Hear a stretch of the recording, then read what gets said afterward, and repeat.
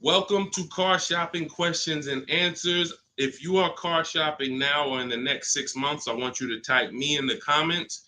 My name is Deshone the Auto Advisor. That's what I'm publicly known as. And all we do here is make sure that you know how to pay less than everyone else for cars. I'm very big on that. We spent the last 3 years helping people do this. And I spent 14 years in the car business before I started this. So I want you to start typing your questions. It's very important that when you're on this broadcast, you are locked in. Block out everything else. There's a lot of stuff in this world that wants to distract you. When you are distracted, you pay more money. That is what happens. When you are distracted, you pay more money. The people who get the savings, the people who know how to pay hundreds, thousands less than everyone else are locked in. So if you're locked in, I want you to type the lock emoji, or I want you to just type locked in, and we're going to get the show on the road. This entire broadcast is brought to you and sponsored by my new digital book. It's called Cars from Home, 7 Steps to Saving Time, Money, and Avoiding Dealerships. You can get a copy in your inbox immediately for 75% off for the next 30 minutes. When you visit the site, in my TikTok bio or in my Instagram bio, you'll see a button to activate the 75% off. You won't pay the $97. In YouTube, you guys will see a comment posted for you guys. I have a link pinned for you. And if you're on Facebook, if you're watching, I have a link for you floating. You can click that and that'll activate your 75%. But it's only for 30 minutes and you'll have the entire blueprint of everything we're going to discuss today. So while you guys are typing your questions, start typing your questions. Start typing your questions. I want to talk to you about the process. Thank you, Kelly. Good to see you. The process that we use to get below market leases, new cars, and used cars. Now, I know that might sound foreign to you. The idea of having a car shopping process may sound foreign because you may be used to winging it. Oh, I just feel my way around it. I hope I do okay. That is not a recipe for success, and you're not going to accidentally get a below market price. It's just not going to happen. You don't accidentally pay less than everyone else. You don't do that by winging it. And what I want to show you is how you can do this without being a good negotiator. So we use a 7-step process. That's why my book is called Cars from Home. You can already hear our process is at home. Who likes being at home? Hit the like button if you would rather spend time shopping at home than in a dealership. Hit the like button. Our process is called Cars from Home for a reason. All of your leverage, all of your control is from home. There is no power in the dealership.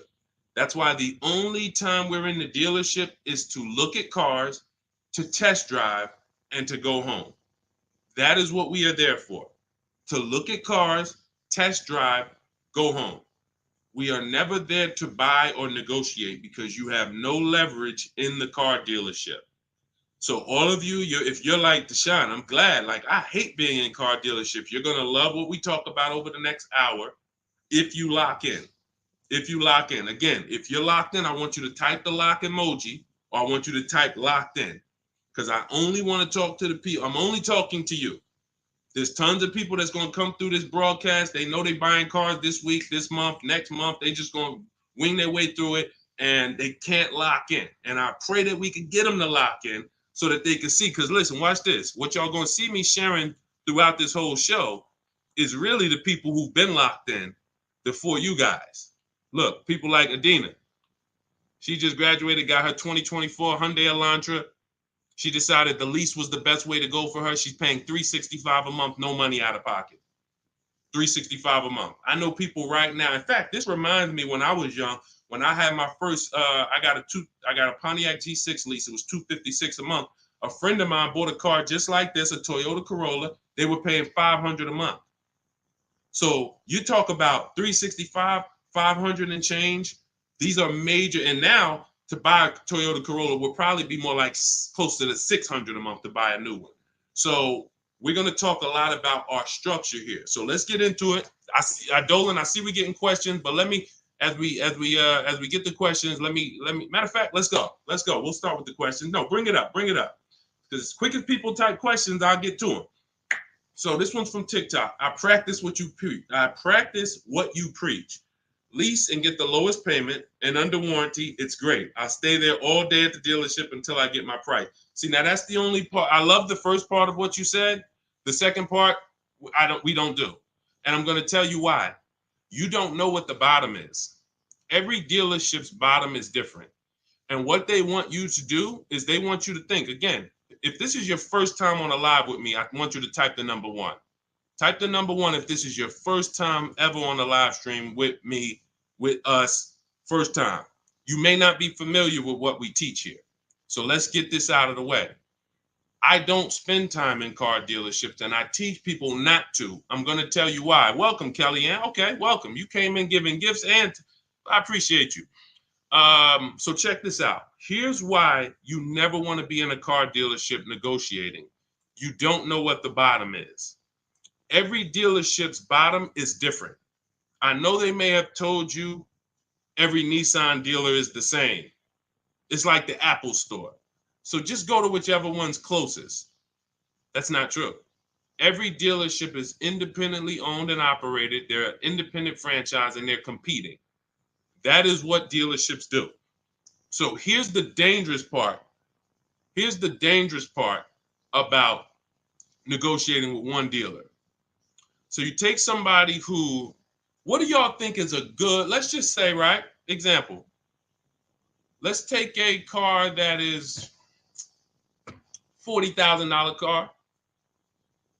What do you think a good discount would be on that? What do you think a discount where you'd be like, okay, I think that feels right. Let's throw out some numbers. I told you, stay by your keyboard, y'all. Let's go. Let me talk to people that's locked in. You're looking at a $40,000 car. What do you think a good discount is on that? Good discount. Just throw a number out there. Some people don't know. 35, okay. $5,000 off. Okay. We'll get to you, Theo. I see you. Okay. $5,000 off. Okay. Let's go. Kelly Jean, you locked in today. I'm okay. $2,000 off. Okay, Atlanta lawyer. Okay. Now watch this. So somebody said 2,000 off. Somebody said 5,000 off. Watch this. Now Tiffany gets a $40,000 vehicle. Look, MSRP was $44,820.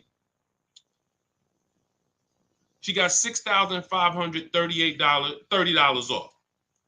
Now let me tell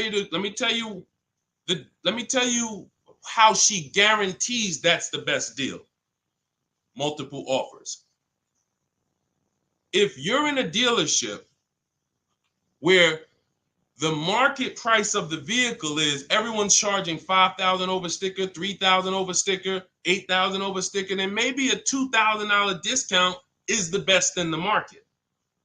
But there's no way for you to know that without multiple offers.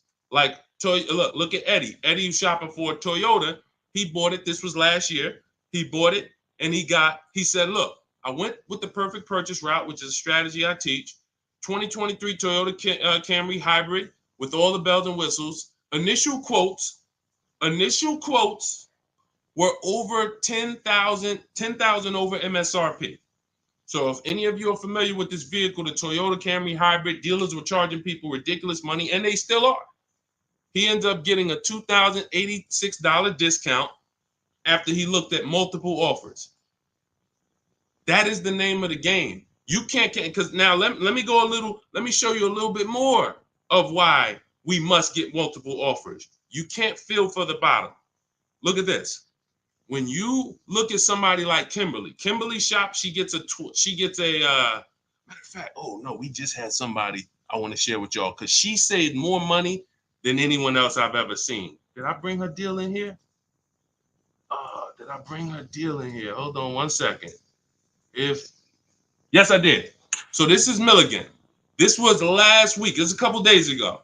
She gets a 2024 Mercedes EQE. It has a $79,000 list price. $79,000 list price. Now, if she would have went in there and said, well, I'm just going to negotiate my way in, and I'm just going to, let's say she got $8,000 off, $10,000 off. Who would feel like that was a good deal?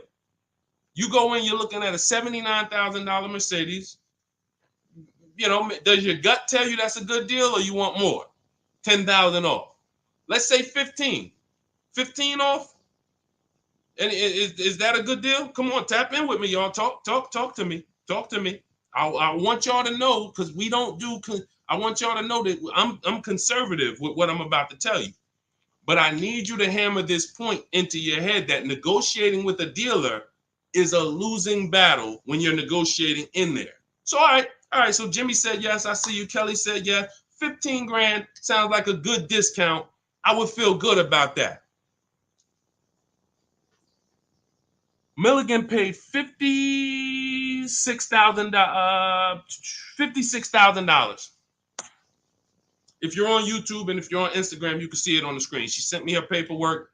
This is what I do. So this is literally, people send me their deals. People who I work with around the country, whether you have my book, whether you're in my program, people send me their deals all the time. She paid 50. She saved almost $30,000 on this vehicle. Brand new vehicle. So what does that tell you? Had you gone in there and agreed to a $15,000 discount, you would have left thinking you did okay, which is the point I want to make before we wrap this question up. The name of the game with car sales, and I did this for 14 years, is not that you win. It's to make you think you won. The name of the game with car sales is to make you think you won. It is a psychological game that when you're negotiating one-on-one with dealers, it's impossible for you to you can't win. So when you step outside and you start to sit back like we do and shop from home, and you learn how to look at the market the way I teach, the way you're going to learn, the more you tap in here, you will understand that your money and your leverage is at home, putting dealers against each other. Not going into one dealer and saying, okay, how much can you take off? Okay, who got that? Type $ if that point makes sense. You cannot feel for the bottom. You cannot say, oh, okay, that sounds good. 3,000 off. That sounds good. 10,000 off. That sounds good. 20,000 off. You can't say that on any vehicle. Now, sometimes your best discount in the market is 8,000. Sometimes your best discount is, like you saw Tiffany a little while ago, 6,000, 6,500. But the only way you can guarantee that that's the best offer in the market is to be at home looking at 5 to 7 offers. And in my book, I teach a strategy called the 25 to 5, where we connect with 25 dealers online, and it literally takes us 20 minutes. I have all email scripts that you send. There's no talking. We use this for new cars and leases. And literally, you will get 5 quotes. That 25 to 5 get you 5 to 7 written offers so that you can see what the market is. And you're going to be amazed to see that the best offer to the worst offer is so far apart. When you're looking at these 5 to 7 offers, you're going to be like, wow, how could these dealers be so different? Because 80% of them are overpriced. So when someone tells you, hey, Tiffany, that's my best offer. Hey, Taryn, that's my best offer. Barbara, Ken, my best offer. They may not be lying to you. That's their best offer. We need their competition's best offer. And that's how we make sure we guarantee the bottom price. If Milligan would have settled for $15,000 off, she would have left another $13,000 on the table. We can't leave that kind of money on the table. Okay. So yes, I love that you seem to understand about leasing, the person who shared this question. But what I don't love is being in dealerships negotiating. I do not do it. I don't teach to do it. We stay at home and we make people bid for our business. That is the game. Okay. All of this is inside my new digital book, guys. You can see it. It's called Cars from Home: 7 Steps to Saving Time, Money, and Avoiding Dealerships. And you can see, Josh, I have a support email everywhere. You can see it on my screen. Every time I do a live, I have a support email. When you purchase the book, literally on the thank you page, as soon as you pay, as soon as you get your 75% off, it literally says, screenshot this page. And it says, here's my support team's email, just in case you may have typed the email in wrong. And it says, click the link below to open up your book. So you can open it right there on the thank you page, save it to your phone or your computer, and I email you a copy. So DM me. If you don't see the support team email, we share it everywhere. We share it everywhere. I don't want to share it here live publicly, but DM me and we'll share it. We'll share it so you can have it. All right. Hey, Deshone, I drive 31,000 miles a year. Can I still get a lease driving that much? Theo, great question.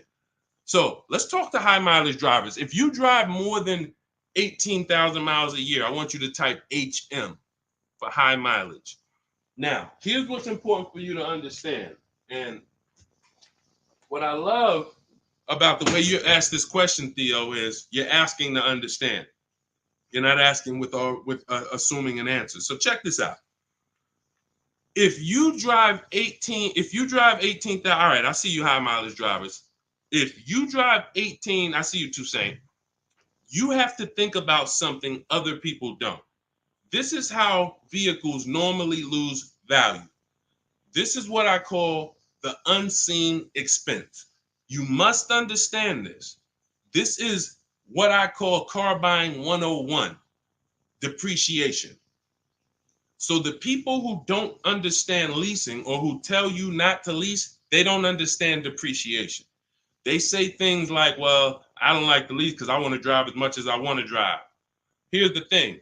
You pay for your usage whether you buy or lease. Give you an example.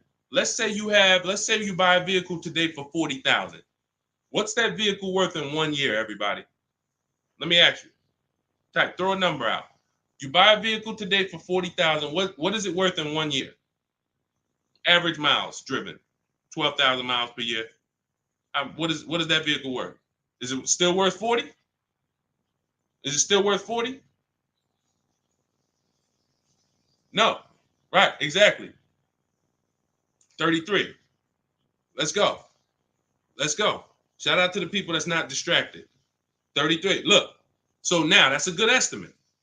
You look and you say, all right, that's 40. This is 33. That's 1 year of time I lost $7,000. Had nothing to do with the fact you bought the car. I thought you didn't pay for stuff if you bought it. I thought you could drive as much as you want when you bought it. So let's throw a curveball in for the high mileage driver, because this is the point we're making. What happens if you drive 20,000 miles? What's the car worth? What's the car worth? Instead of average miles, where like, okay, it'd be worth 30. You drive 20,000 miles, it's probably worth 30. Instead of 33, it's probably worth 30. You lost 10 grand of value. So the more you drive, the more you depreciate your vehicle. Does that make sense? It doesn't matter if you leased or bought. If you buy a vehicle for 40 and you put 100,000 miles on it in a year, that vehicle's worthless. You go around and you try to sell it, it's probably going to be worth $12,000 or whatever, $15,000. You destroyed the value with the amount of mileage you drive. So now once you see that, now you can get that, all right, I'm not off the hook just because I paid for my car and I didn't lease it.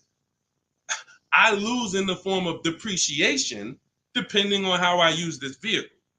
So that's the basis for us to discuss leasing versus buying. And when you look at leasing versus buying, here's what we're asking ourselves. This is step one in my book. We don't do anything else until we pass this step. How many years are you keeping the next vehicle? How many years are you keeping your next vehicle? Type into the chat. Those of you who are shopping, I want you to answer this. How many years are you keeping your next vehicle that you're going to be shopping for? 8 or more, or less than 8? This is called the 8-year rule. See, I get a lot of people, and I see a lot of you ask, hey, I'm looking at a Porsche Macan. Should I lease or buy? I'm looking at a Rolls Royce. Should I lease or buy? I'm looking at a Honda Civic. Lease or buy? It's the same answer. How many years are you keeping the vehicle? Because here's what you need to realize. You're going to lose the most value in 5 to 7 years. But after 5 to 7 years, after 7 years, the depreciation cools off and you start losing little value. Who has a vehicle outside they've had for more than 10 years? Type me. You got a vehicle in your driveway right now. You've had it for more than 10 years. I want you to type me in the comments. And we don't get many people nowadays. People are not keeping vehicles that long anymore. Okay, I see. Kelly Jean has one. Tiny Boy, I see you. All right, Naturally Dope. Okay. If you got a vehicle right now in your driveway, you've had it for more than 10 years, type me. Okay, I see you, just be you. All right. All right. These are called long-term. Look, been 18 years next month, naturally dope. Now, here's what's beautiful about them. Their depreciation is like this. What does that mean? Whatever their vehicle is worth today is probably going to be worth the same thing next year. I see you, E. Valentine. That means you beat depreciation. See, there's only two ways to beat it. Long-term ownership like them, or with a below market lease. You cannot buy a vehicle, have it lose value for 5 to 7 years, turn around and replace it and think you won. That's just not the way it works. You bought it for 40, you traded it and it was worth 15, and you thought you won. You lost $35,000 or $25,000 in that time period. Was there a way we could have gotten that car or a similar car and lost less than $25,000 in that time period? This is what we're trying to do when we're beating depreciation. So if you are a long-term person, those of you who said, yeah, hey, Jose got 10-year Cadillac, had it from 2011, perfect. If that's your plan, you don't think about leasing. But if your spouse says, I don't want to keep a car that long, I don't see myself keeping a car that long, then they shouldn't be thinking about purchasing because they're going to lose in depreciation. So now when you look at what a lease is you have an opportunity to overpay. There's 3 types of leases: market value, above market value, below market value. If you pay market value or above market value, you lost. You lost. Market value or below market value, you lost. If you're enjoying this on TikTok, can y'all just double tap the screen? Just start tapping the screen. You're going to see the likes run up, and y'all just keep running them up. And what that does is it lets TikTok know we talking business over here, brings more people. If you're enjoying it on Facebook and YouTube, can you hit the share button, tag a friend in here so we can help them protect their money? This is about below market lease deals because you've seen commercials that say, hey, you can lease this vehicle for this, $5,000 down plus tax. Those are above market lease values or market value. When you see lease deals that look like this, and this is why I show you people who came before you. Danielle, $44,000 Audi, 2024, no money down, $550 a month. No money down, $44,000 Audi. You guys know, some of you know, every $5,000 on a loan is about $100 per month. So to buy that $44,000 Audi with no money down, we always shop our deals with no money down. And once you embrace what I'm telling you, you'll be shopping with no money down only. That doesn't mean we don't put money down, but we always shop all our deals, purchases, leases, used cars with no money down. Because when you start putting money down, it confuses you. Unless you're really, really good at math. If you're really great at math, then it won't. But if you're not great at math and you start putting money down, it's going to confuse you because you really don't know the deal you're getting. You only are focused on what is that monthly payment. So that's why we shop with no money down. But to buy this same vehicle with no money down for a $44,000 vehicle, that's a $900 payment on a 5-year loan.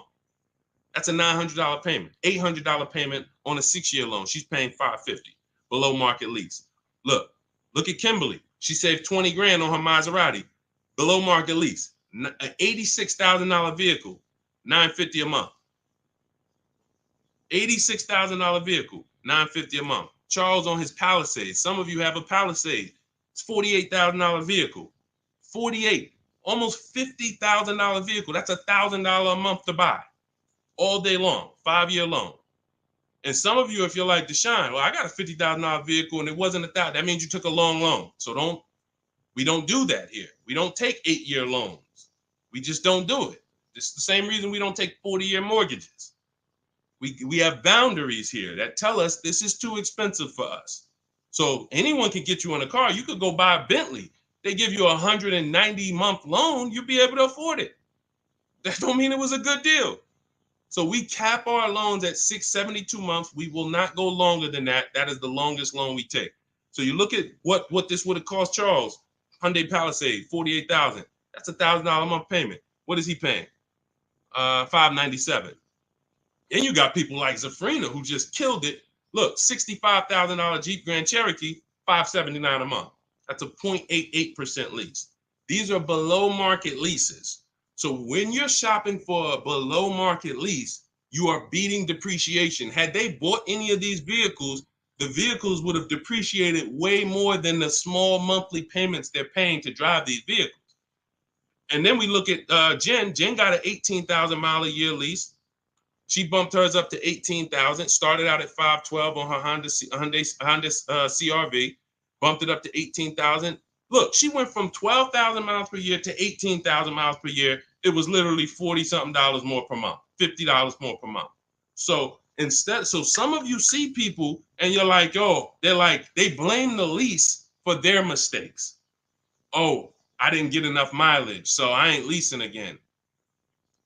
The problem was you didn't get the mileage you needed because you let pennies stop you from actually having a good lease experience. Instead, you saw the payment for 12 and they said, well, if you want 15, it's $25 more per month. And you said, all right, well, give me the 12. Now you have a bad lease experience. You have a penalty because you didn't get the mileage you needed. That wasn't a smart thing to do. But blaming the lease is an even worse thing to do. So we always get the mileage we need. So Theo, when we look at now that you understand depreciation, you understand you buy a vehicle, you're killing the value. You're driving 31,000 miles per year. But if you bump your lease up, and I want you to shop for your leases with 12,000 miles, no money down, only first month's payment, taxes and fees in the payment. You get multiple offers. You need to get at least 5 to 7 offers. You could do it manually. You want to call around? You could do that. I do it, and I teach in my book. We do it without talking. Literally everything we do is email. We don't talk to car salesmen. And I'm a former car salesman. So trust me, when I tell you my system is you don't talk to car salesmen, it's better for them and you. When you go pick up your cars from the way we teach, the car sales people are thanking you. They're like, man, this was one of the quickest, easiest deals I ever made. You knew what you wanted. You sent me an inquiry. You gave me enough information to make the deal. We did it in 20, 30 minutes. This was great. I would never develop a system that would make car sales people work hard. It's easy. They love what we do. But at the same time, you got to find the right dealers. And you got to understand, all right, I have to shop with 12,000 miles per year first, and then let me get my best offers. You know, we teach something called the 1.5% rule. We divide the monthly payment into the MSRP. In my book, I have a calculator that does this for you. So literally, when you get my book, 75% off in my TikTok bio, 30 minutes, Instagram bio, 30 minutes, YouTube comments, Facebook comments, you see the link floating. You got 30 minutes to get the book for 75% off, so you won't pay $97. In there, I have calculated, you put your lease quotes into, and it literally spits out which one is the best, and it spits out counter offers that we email back to them. So once you do that, you find your best deal. Is it 1%? Is it less than 1% like Zafrina's? Is it 1.2, 1. As long as it's under 1.5, out of all your offers, you need to have 5 to 7 offers. If it's under 1.5, now you got good value. And now you ask them to adjust it up to 31,000 miles per year. You can absolutely do a high mileage lease. And you are going to spend less if you're a short-term driver. So I told you guys, if you were on the stream the other day, I talked about the guy that came in. He's the one taught me this, a customer. When I worked at Hyundai, I was a manager for a little bit. He came in, he had a high mileage lease on a Hyundai Sonata. I had never seen it. He had 72,000 miles on the car. And I was like, hey, you leased this? He said, yeah, I always lease. I'm in sales. He said, I used to buy my cars. I would always have negative equity. I had to do big down payments. I hated it. I started doing just a high mileage lease. He was only paying like $150 a month more than the normal lease for 25,000 miles a year. So instead of coming in with $10,000 or $12,000 of negative equity because he put so many miles on the car, he pays $150 more, drives as much as he wants to drive, comes back every 3 years, gets a new vehicle. He's not tying up money in these vehicles. Now, for those of you who are going to be long-term, like the people who we just shouted out about 8, 9, 10 minutes ago, that is the deal. You do not lease. You're going to buy, keep that vehicle until the wheels fall off. That's the win. But if you're not keeping your vehicles 8 years, you're overspending by thousands of dollars not leasing. And we prove that over and over and over and over here. I want you to get from being stuck in the middle, either get to the lease side or get to the long-term owner side. Get out of the middle. That's where the depreciation hits are. That's where you lose in resale. That's where you overspend by thousands, and I need you out of there. Okay, that's a great question, Theo. Great question. Go ahead, Dolan. Let's shoot the next one in. Keep typing your questions, y'all. Could y'all keep tapping the screen on TikTok and keep running the likes up? Every time you hear something you like, either hit the like button or the share button. If you're like, man, you know what? Because at the end of the day, look, it's only a couple people that help us move this mission forward. I appreciate it. There's a couple. I love the people who tap in, but I really appreciate the people who share, tell their friends. I see you. Okay? I see you, and I appreciate it. Let's go.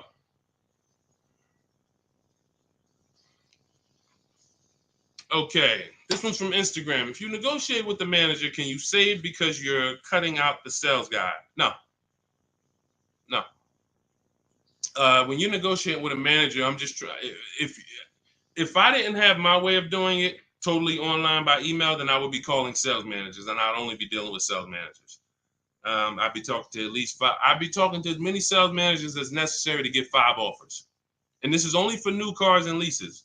The process for used cars is entirely different. We haven't had a question about that yet, so I'm not going to go into detail with it. But the process for shopping for used cars is totally different because that's based on marketplaces. But when we are talking and we're shopping for new cars and leases, we're only dealing with, I would only deal with managers if I wasn't doing it by email.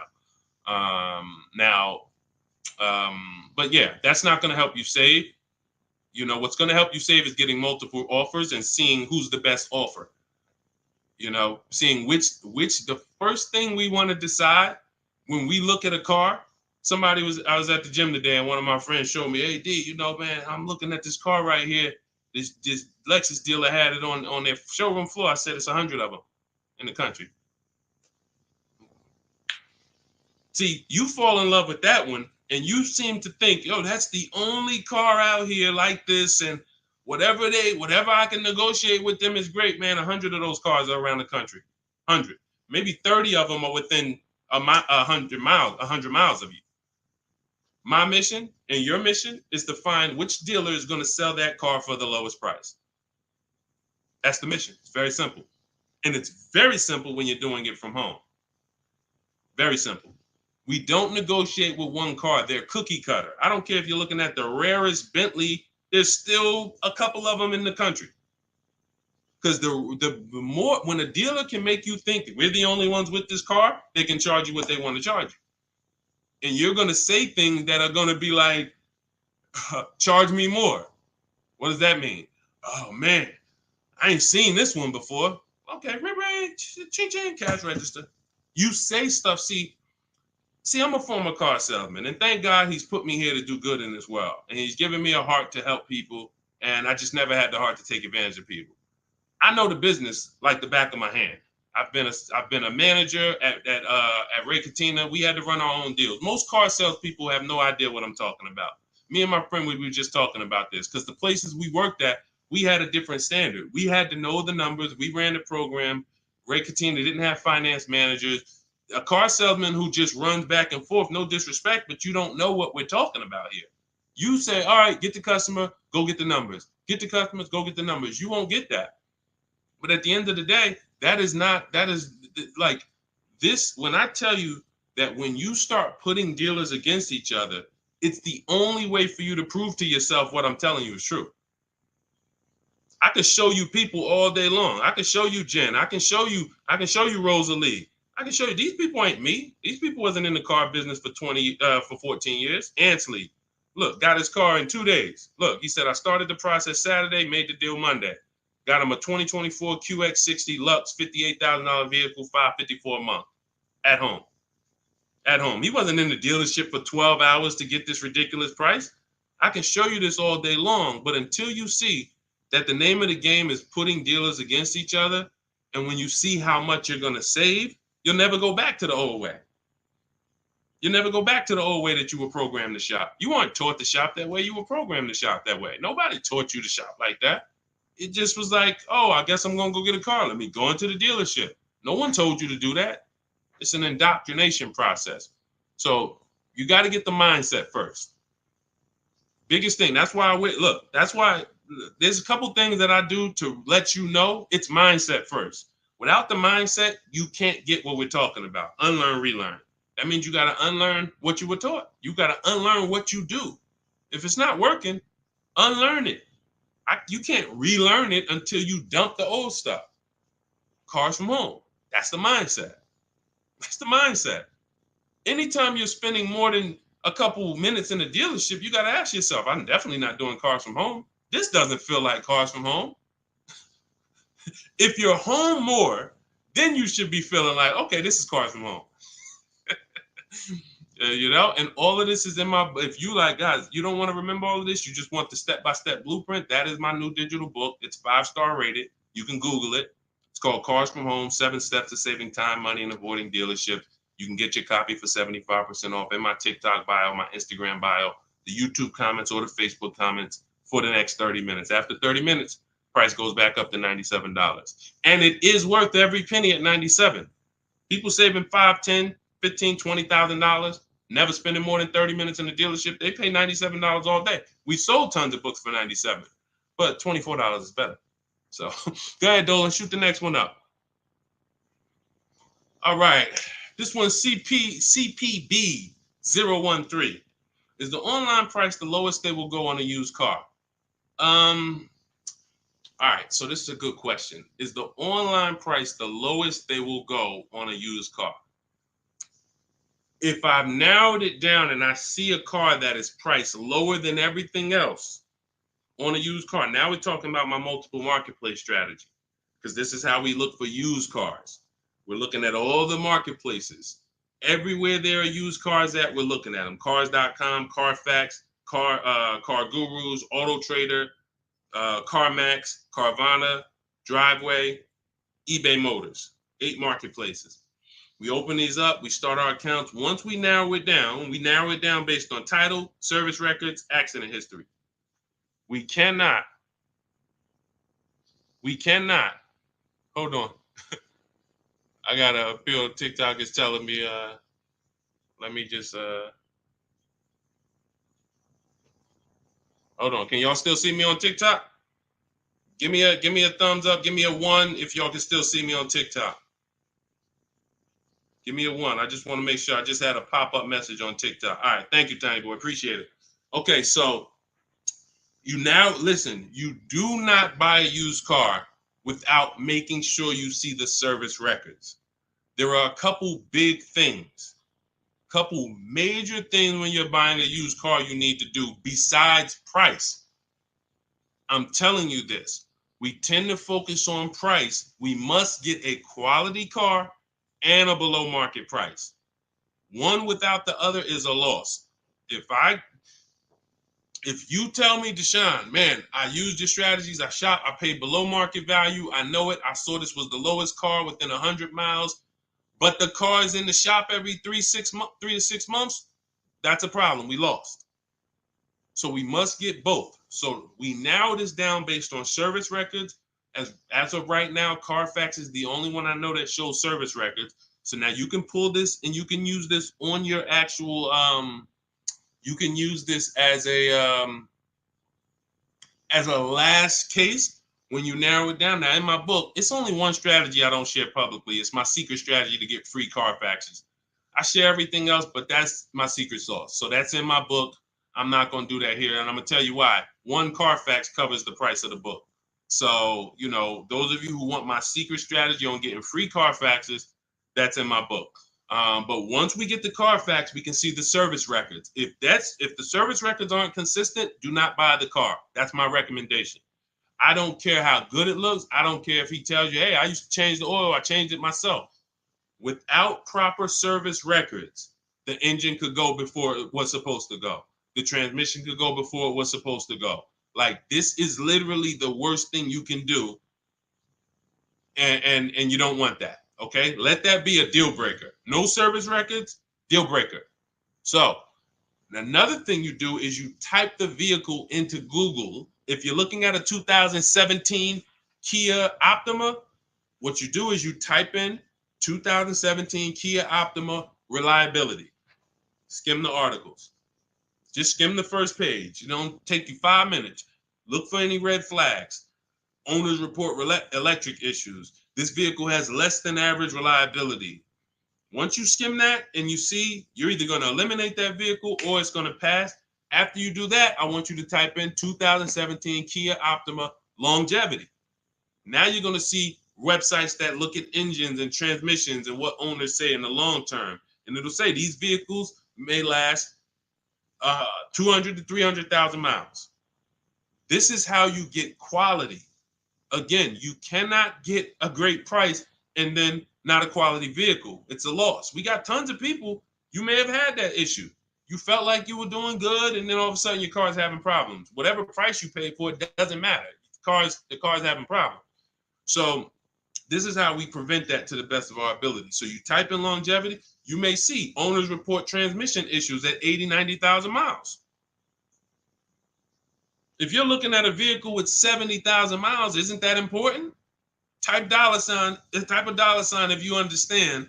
If you're looking at a used car and it has 60,000 miles, you do that quick search I just said, and it says owners report transmission issues at 80, 90,000 miles.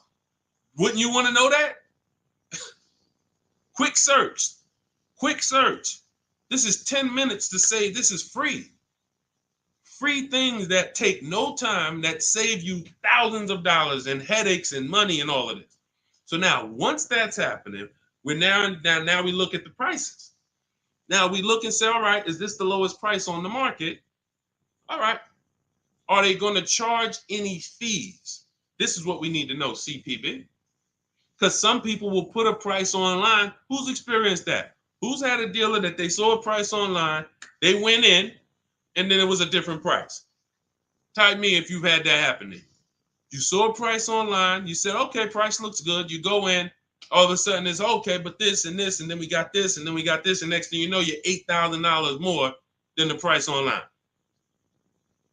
Happens all the time. How do we prevent that? We call before we go. We must verify fees before we go. So when I look at a price online, CPB, you got to understand something. There's two types of dealers. There's dealers who list used cars and they have no intention to sell the car at that price. They're going to bump the price up when you get there, and they hope you don't call. Because if you call, then they know you won't come. And in my book, I teach you how to call. We don't waste our time. We don't let anyone waste our time. While we're in a dealership that's wasting our time, the real best price car is selling to someone else. If you narrow it down to 3 cars and then you go see one and it's like, okay, Dad, you wasted my time. Now you come back and the other 2 that was really the best price, those are gone. Because the best price cars don't last long. So we can't afford to let anyone waste our time. So now the goal is to see, can I get money off, but not here? We don't do that until we get there. Because a lot of times when we shop for used cars, we're getting notifications of every car that pops up. A lot of times we get cars that no one even knows hit the market yet. Soon as they hit the market, because I teach you how to know the market, you literally know the car there before anyone. You verify fees, you're there, you test drive it, you lock the car up. You can't call those dealers and be like, hey, could you take another $1,000, $2,000 off? Because they're going to be like, well, we just got the car, we're going to give it some chance. And I'm going to give you another insider secret. Dealers use a tool called V-Auto. When we list used cars, we know what every used car is priced at around us. We know what every single used car is priced at all around us. So we know we're the lowest priced car in the market. When you're looking at that car and you see that's the lowest price out of all of them, that dealer knows they're the lowest price. So when you call them and you look for more money off and you're not there, you don't have any leverage. So we do that when we get there. So this is all in the process that we use. I talked to y'all at the beginning of the stream. We talked about process. Everything we do is a system. That's why we have thousands of people that you look all over my pages, you read those comments, you see people sold their leases. I made so much money selling my lease. Oh man, I got $10,000 off. Man, I got a deal that was $200 less than what I thought I could get. Look, I had, I think Vicky, who wrote into me? I think Vicky wrote into me and said, What's her name, Vicky? Okay, can you take that question off, CP? Dolan, so I can see this. Okay, yeah, it was Vicky. She said, "Hey, Deshone, thanks to your book and the methods, I was able to get my new lease for a 2024 Volkswagen Atlas for $175 less a month than my first quotes. I did it all online except for picking up the car. I put no money down other than first month's payment and DMV. I saved over $6,000 over the life of my lease listening to your tips, using my scripts. My negotiating scripts, you don't talk, you're typing, you're copying and pasting. So if you have it, if you can't copy and paste, this ain't for you. If you're not good with a computer, you can't visit websites and copy and paste. This isn't for you. But that is the name of the game. That is the name of the game. Like, it is all about having a process, not winging it. This is a 5 and 6 figure transaction. You wouldn't wing a home purchase. I don't care if you found the least expensive shack in the country. You found a shack that was $40,000, and you're like, man, I want to buy that shack. You wouldn't wing that process, right? You wouldn't be like, oh, you know what, I can handle it. Forget the attorney. I don't need a realtor.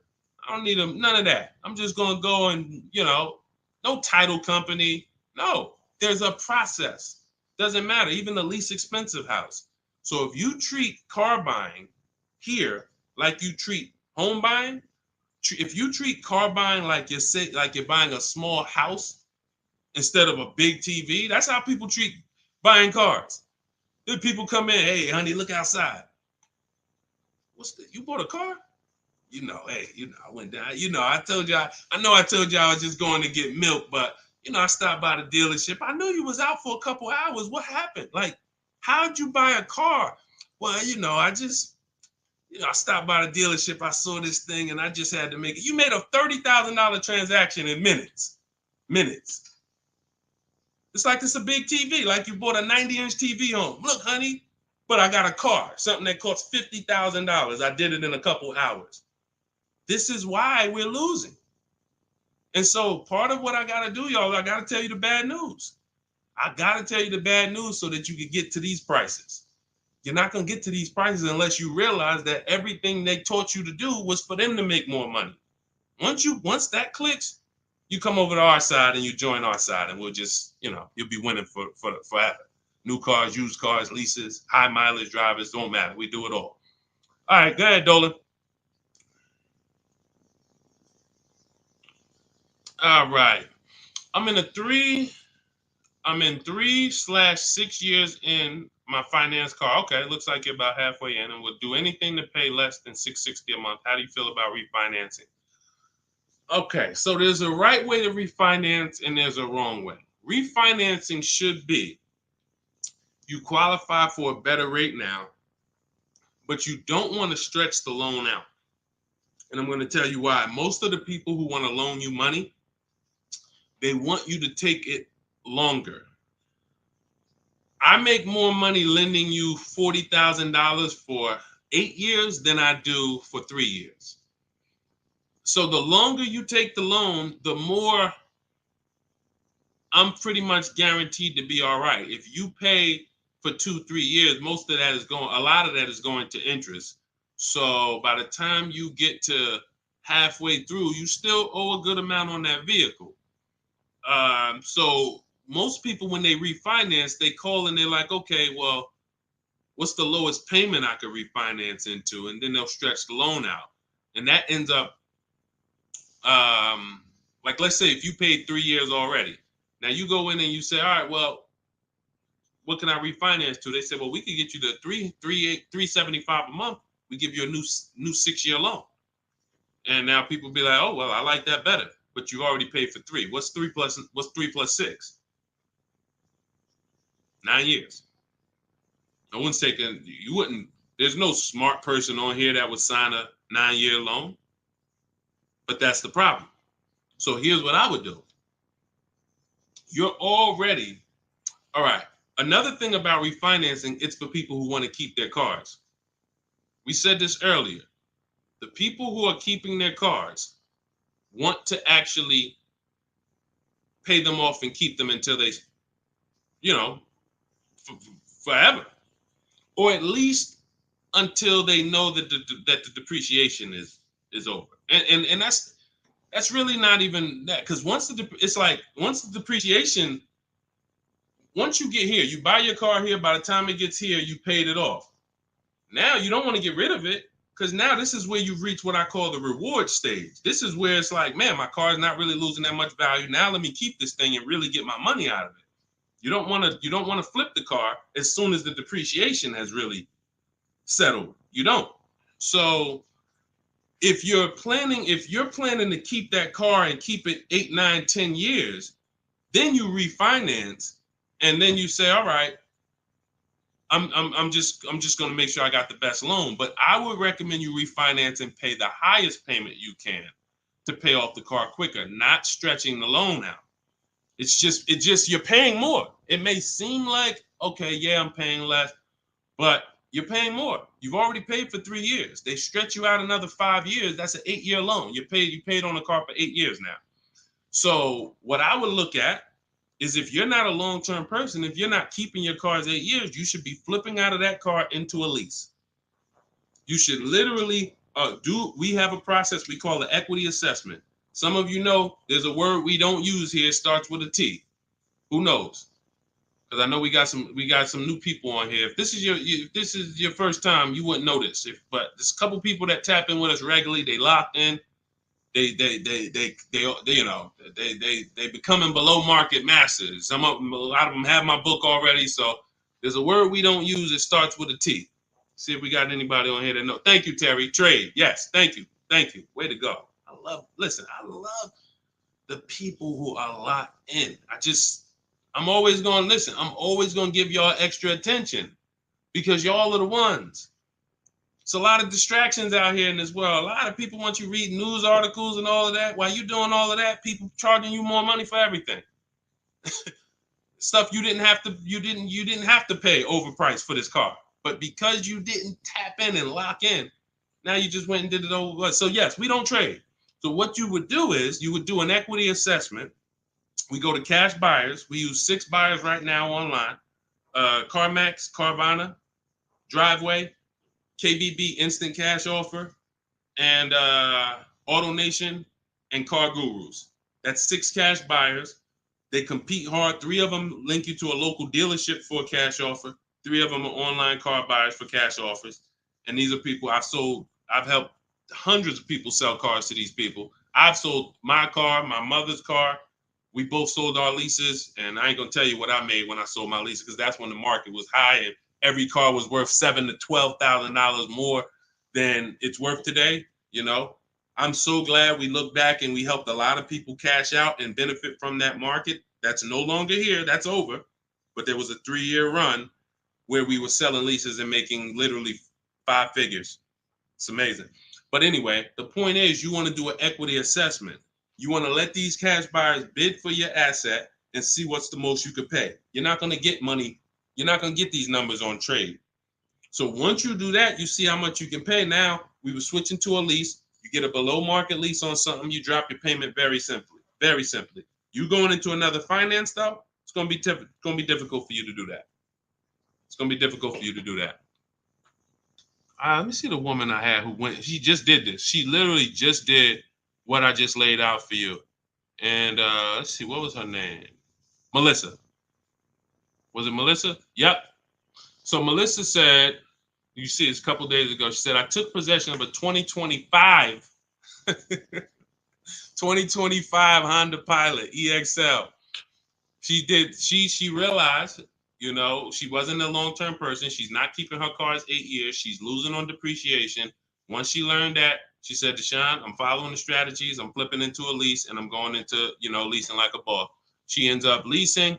She now gets her equity assessment done. She finds out she has $12,000 of equity in her old car. $12,000 of equity in her old car. Now, after she does her equity assessment, she says, all right, let me get my offers for my Honda. Let me see the dealer that's going to sell it to me for the lowest price. If you're on YouTube, if you're on Instagram, you can see this.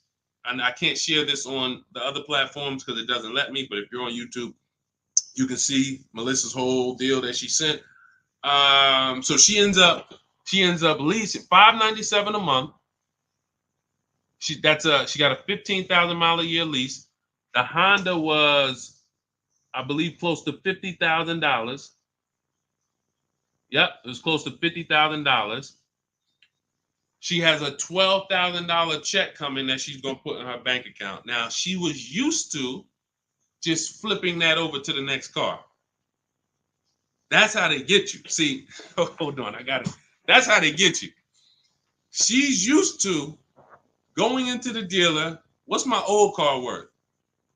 Who's done this? If you'll be honest and say, ouch, you've done this. If you can't say amen, say ouch. That's what my old pastor used to say. You can't say amen, say ouch. When you look and you go, what's my old car worth? I want to use that for a trade. I don't want to put no money down. That's why I got my old car. Now what'll happen is that old car, you just flip the finance, and now when you hear the payment, it's like, okay, I guess the payment's not that bad, but you don't realize your old car was a $10,000 to $12,000 to $15,000 down payment that just stacked their profit, and now it's all types of bad. It's because it's too much money for a person to control.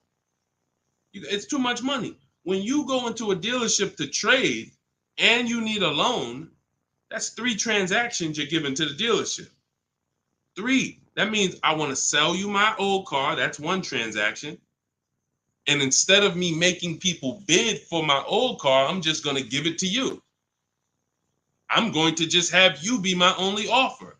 Even though I know, well, you don't know, that's why you're not doing it. Even though there's tons of other companies who want to compete to say, hey, wait, we'll pay more than that. We'll pay more. They're giving you 10 for the trade. We'll give you 13. We'll give you 12. Like, you don't know these people exist. So you're now giving that to the dealer. Now you say, and I need a loan. You don't realize there's banks and credit unions that want to compete all around you. Hey, we could do a better rate than that. We could do a better rate than that. In my book, I teach something called the bank bidding war, where we have all of these people bid for our loan, and it doesn't affect our credit. There's a particular way we do this. It's a bank bidding war. They give you a window to shop. Now, you can't let dealers run your credit and just run you, that's different. I'm talking you rate shopping. But you're giving that transaction to the dealer without shopping it. And then you're buying a car from them, even though there's other dealers who have the exact same car that you're not getting prices from. That will sell you the car for $3,000 less, $5,000 less, $8,000 less, $15,000 less. You won't know that because you're just dealing with this one person. So that is what happens most of the time. That's why when you step into our way, you see it's totally different. You can't even mix what we do here with how y'all do it. You can't. It's oil and water. So that's how Melissa did it. The same way I just told you to do it. She said, you know what? I'm not buying these cars anymore. I'm not keeping them 8 years. If I'm keeping a car 8 years, then I'll shop to buy again. Again, for those of you who just came on the stream, if you are keeping your car more than 8 years, your next car, you shop for a purchase. New car, used car, purchase. But if you cannot tell me 100% you are keeping the car 8 years, you should be shopping for a lease. It's not even close. The prices paid, the quality of vehicles driven, as long as you're getting the right mileage you need, it's the best thing ever. New cars, and we're paying cents on the dollar compared to everyone else. But you have to bid these out. Can't walk into a dealer and say, hey, work me a lease out.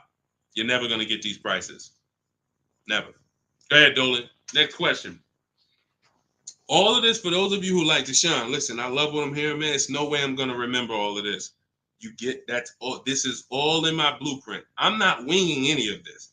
Everything I'm teaching is out of my step-by-step book. It's a digital book. It's called Cars from Home, 7 Steps to Saving Time, Money, and Avoiding Dealerships.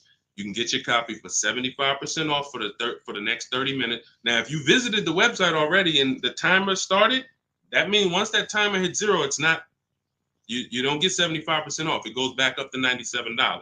So you won't get the $24 price. But if you get there before the timer hits 0, in my TikTok bio, in my Instagram bio, you can get your 75% off. It'll be in your inbox before we even end the stream. It'll be in your inbox in 5 minutes. Now, also, we have a link in the YouTube comments pinned for you to activate your 75% off, as well as a link floating on Facebook or in the comments for you to activate your 75% off. But once you get your book, I want you to screenshot the thank you page. One, it says right here, click below to open your book. So you can open the book and save it to your phone or your email right there. But then I also email you a copy. But sometimes you type your email in wrong. We have a great email system. We've delivered over 10,000 books, but we can't send a book to the wrong email. And that's what usually happens. So I want you to screenshot that page so you'll have my support team's email. And depending on where you're watching, you'll see the support email on the screen. But this is only for book delivery. This is not for questions. I don't do questions through email. All right. Jimmy, thanks. Just got the book. Can't wait to read and learn how to get a great deal on my next car. Congratulations. Use it, win. Follow it step by step. Don't change a thing. It's like McDonald's. I promise you. The reason why we have hundreds of people, I've worked with 2,000 people personally, and we probably got thousands of people that I don't even know about. Hundreds that have written me, text, DM me, emailed me.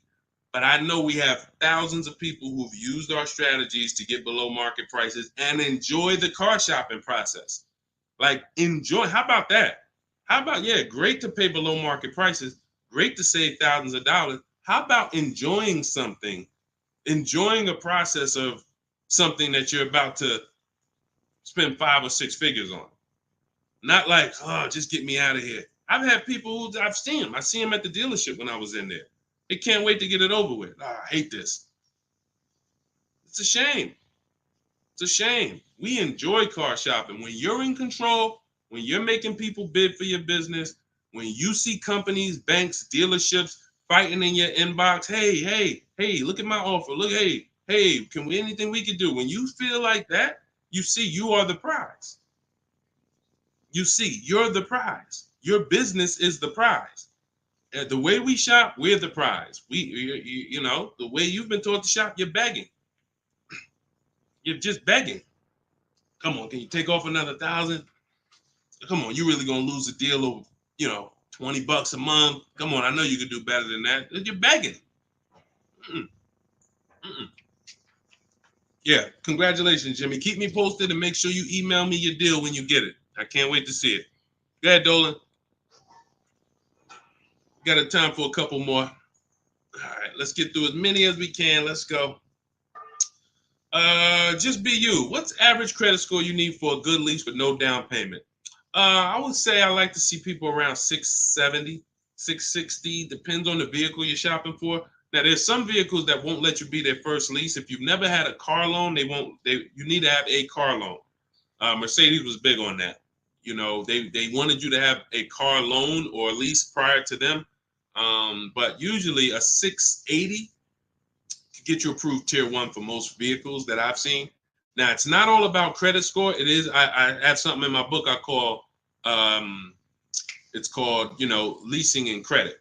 And what I tell you is it's about profile. It's more about profile than just score. Profile is like nothing gets you approved for a lease like a paid car. If you paid on time for a car you have now, even with a 640 score, if they look at you and see, wait, well, she's never missed a payment on her car in the last 5 years. There's a good chance you're going to get approved because that weighs heavy, But if you don't have a car or a paid off car, then you want to have a higher score, 680, 690, 680 I usually see. And again, it depends on the vehicle, but most vehicles that I've seen with a 680, solid profile, good income, you don't have to make a lot, they need to see that you can afford the vehicle. That's just fine. Yeah, that's just fine. And look, if you're not ready to get a lease yet, then you should be setting yourself up to get a lease. You should be setting yourself up. No, thank you, baby. You should be setting yourself up to get a lease. What does that mean? If you don't have the credit to lease right now, the last thing you want to do is go get let me tell you what people do. Can't sacrifice. Can't sacrifice. You don't have the credit, but you want to drive the nice vehicle. So you're going to go out and you're going to spend 20, 25, 30 and say, hey, what could you get me to on that? Now you go out and you're paying $800 a month. Now, you're already slightly shaky in your payment history. That's a problem because you're biting off a big payment. You're typically going to overpay for that car, and the interest alone is going to be an overpayment. Not to mention the price of the car you pay. So you're getting charged more for interest, which is normal. But without shopping strategies, now you go and you overpay for the car. So you might overpay for the car, and now you got a 25% interest rate. You're burying yourself. So now you look up and you say, okay, next car, am I any closer to leasing? Not if you missed a payment on that. One late payment on that, no, you jacked yourself up. So what I teach people to do is when you don't have the credit, get something very inexpensive. Get something that you can get the least expensive car that you can get a loan on. Get a car that was like a Hyundai Elantra or, Toyota Corolla, something small. That was the smallest car you could get, because the smaller car you get, that means you could get it pre-owned and it won't be that expensive. Like, all right, a Hyundai Elantra is $24,000 brand new. That means I could get, if I wanted to spend 10 grand on one, I should be able to get one that's like 7 years old, 8 years old. It's only 24,000 new. I shouldn't have to, but if I'm looking at a car that was 50,000 brand new and I want to spend 10 grand, then, I'm going to get a 10-year-old one with 100,000 miles. So we want to get the least expensive car, the smallest car, no frills car, just to have a payment history. Build that payment history, $250 a month, pay them, work on your credit. Now in 18 months, you go and you flip to a lease. 18 months, 2 years, you go and pull up in a brand new car. The people going to look and say, oh, man, I ain't realized, man, I saw you pull up in that old thing, and I was like, man, what's she doing driving that? But you ain't know. This is a plan. This is a strategy. I'm not going to go and bite off a expensive car. What I need to, I need the nicest car, knowing that my credit isn't there yet. I'm going to sacrifice now for 2 years, get a car with a low payment, make sure it's reliable. I call this a smart car. It stands for saving money at the right time. And then in 2 years, I'm flipping into a brand new lease because I worked my plan. But that's a plan. How many people I saw with bad credit driving Dodge Chargers? I look at what they paying and it's like, yo, dog, this is a horrible deal. Why'd you do this? You couldn't just sacrifice. You already make the money. You could have bought a less expensive car, fixed your credit, and in 2 years you've been driving a new Dodge Charger with, leasing it. Like these are the things that I tell people with bad credit, because it's a real financial. You need a plan. You need a plan. So good question though, just be you. All right, go ahead, Dolan. Send one more in. Let's go. Everybody getting value. If you're getting value out of the stream, type dollar signs. Type dollar signs. This is what we do over here. I see y'all running the likes up on TikTok. Shout out to everybody tapping the screen. Appreciate y'all. Queen Daphne, I was leasing for 20 years and I bought this last car. I have 76,000 miles on it in 4 years. Now I want to get a new one. See, you're a lease person. So you shouldn't, you're a lease person. You should be leasing, getting yourself, if you have in 4 years, 76,000 miles, that's about, it's probably about 18,000 miles a year. Look, here's the thing. Look at Jen. If you didn't see Queen Daphne, I shared Jen's deal earlier. Look at Jen. She got the exact lease you need. Look, finalized my deal this evening. Honda CRV hybrid, very popular vehicle. 39,155, 512 a month at 12K. We always shop 12K with no money down. It was a 512 a month payment. That's a 1.3% lease. 512 on a $39,000 vehicle. So now once we shop our deals for 12, that's when we adjust with the dealer who wins the bid. Whatever dealer wins the bid, now we adjust the mileage with them. We customize it with them. So she said, okay, she told the dealer she wanted 18,000 miles per year. It went from 512 to 563 a month. That's it. Literally. $50 more a month. And she's driving 18,000 miles per year. $50 more. That's what people don't do. They take the 12, $50 more a month times 36, that's $1,800. $1,800. $1,800 over a 3-year period. $50 more per month. She gets what she needs instead of a person who says, well, I really needed 18, but I got 12. So you got 6,000 less miles than you need. Multiply that by 3 years. That's 18,000 miles over you're going to go. At 25 cents per mile, you're going to be charged. 18,000 miles over at 25 cents per mile is $4,500 penalty. This is what we call penny wise, dollar foolish. Penny wise, dollar foolish. I'm going to pay $4,500 at the end to avoid paying $1,800 over 3 years. Y'all understand? You understand? It's always about getting the mileage you need. It's always less expensive to get the mileage you need because people think they can avoid that. They think, some of it is the dealer's fault and some of it is the person's fault. The dealer may lie to them and say, hey, if you go over mileage, don't care, just come back and we'll get you out of it. They're just rolling that $4,500 penalty over to the next car and burying it and stretching it out. That doesn't go away. You cannot, because you know why the dealer has no control over this? Because the dealer has nothing to do with that. It's the bank's vehicle. The bank is expecting you to bring back the vehicle with the mileage you said. So when you bring it back and it has 18,000 more miles, you owe the bank. The dealership is out of it. The day you buy the vehicle, that paperwork signed, the check gets cut, dealership gets paid, dealership's out of it. They have nothing to do with the car anymore. It's between you and the bank. That's the bank's car. That's why when you drop off a lease, you pay a disposition fee to get the money, to get that car back to the bank where it belongs. The dealer has to transport it to the bank. It's their car. So it's always, we always shop for what we need. And it's a small amount of money. So what you do, Daphne, is you do your equity assessment. We talked about it. If you missed it about 10, 15 minutes ago, you can go and watch the YouTube replay.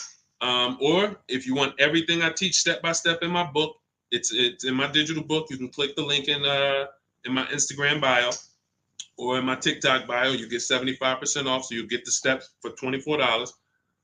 As long as you get there before the 30-minute timer goes to zero. But what you do is you do your equity assessment to find out the most money a company will pay you for your current car. See if you have equity or do you have negative equity. And once you do that, now you move into shopping for your replacement lease. And it's simple. You separate those two transactions and you'll be just fine. And it's very, very simple. But I wouldn't, unless you're keeping your car 8 years, don't do this. And this happens a lot. People who love leasing, enjoy leasing, and then all of a sudden you buy something and it's like, nah, you know what? I really want to get back to leasing. That happens. I did it. And I broke my own rule. And here's the thing. When you break your own rule, y'all see, because I'm about to replace this truck, because I thought I was going to keep it 8 years. This is why you have to know. When I bought this pre-owned Infiniti truck, I got a great price on it. Saved 42% off the original price. That's another thing we do with used car. We must know what the original price was to know if it's a really good deal. We didn't go into detail on that in this show, but that's a big deal. You cannot. How do you know you're getting a good price on a used car if you don't know what it was originally priced? What equipment it was, what packages it had in it, what was the original list price, and what's the asking price? That's how we calculate discount. I call that the true value discount. That's in my book. So, but when I got it, I got a great deal on it. Now, when I look at the money that I paid over 3 years, once I get this new lease, you're going to see that I could have just gotten the lease. I could have just gotten the lease when you compare a used car, great deal on a used car, to a lease, they're about the same money coming out your house over a 6-year period. If you got one vehicle and you kept it for 6 years versus 2 leases, it's going to be about the same money on 2 pre-owned cars.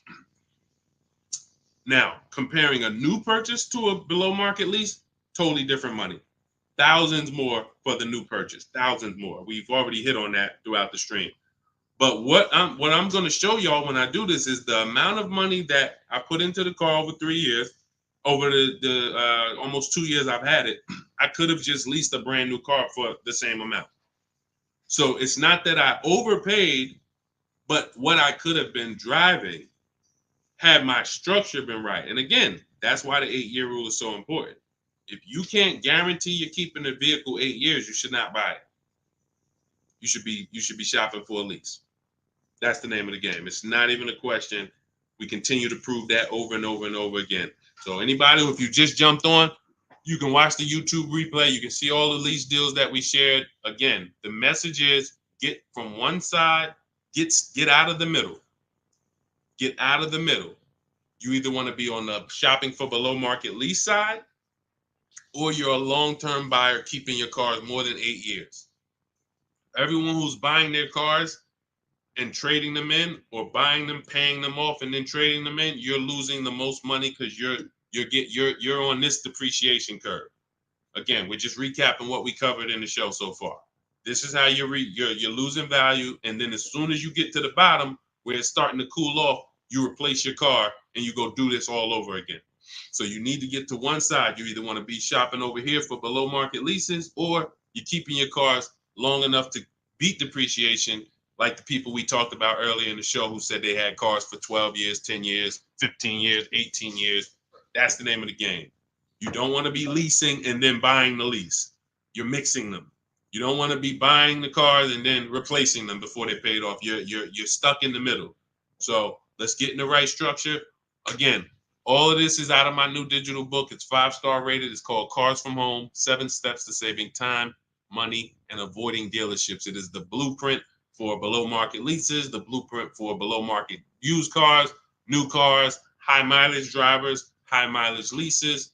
Everything you need is in there in a step-by-step fashion, making banks and credit unions bid for your business instead of just going with one bank. Rates are high. Whenever rates are high, you need to be shopping rates. Even when rates are low, you need to be shopping rates. And you're not, this is all money. 2 points on an interest rate literally could be $2,000-$3,000. That's big money. So we need to know this. All of this is in the book, and you can get your copy for 75% off. It is a digital book. So anything that happens new in the industry, I update it. Example, Vroom went out of business. Vroom used to be on our list of people to sell our cars to on the equity assessment, and they were on our list of pre-owned cars. When we would shop for pre-owned cars, Vroom was on our list. Vroom went out of business. I went right into the master file, updated it. Everyone who opens up the book, you never saw Vroom since then. I couldn't do that with a print book. If I had 10,000 copies in print in people's houses, how do we update it when these companies go out of business or when a new website comes into the market? So with a digital book, we do that. You get free updates for now, and that's what we've been doing. So 30 minutes only. Once the timer hits 0, the price is $97. Once you get to, before you, where can you go? TikTok bio, Instagram bio, Facebook link in the comments, or it's floating, YouTube pinned comments. Get there, get your copy for 75% off. And please send me your deals. When you make your deals, send me pictures of the car, send me the details. I can't wait to see it. All right, we'll be back for another stream. Shout out to everybody who checked in. Shout out to everybody that was locked in. God bless y'all.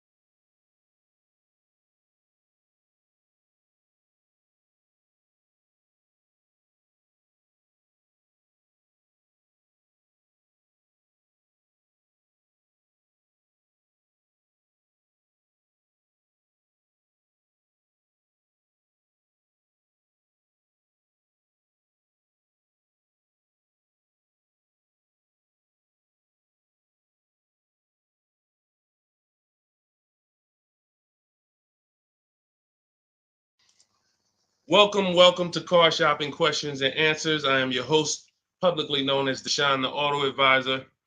We do these shows throughout the week to make sure that you guys know how to have a process to get below market deals. There's three types of prices you can pay with any car: market value, above market value, below market value. Below market value is reserved for the people who have strategies. It's not for the negotiators. Great negotiators pay market value all the time. They never know it. The only way to guarantee below market deals is to master the art of putting dealers against each other, looking at multiple offers. That is how you guarantee below market deals from home.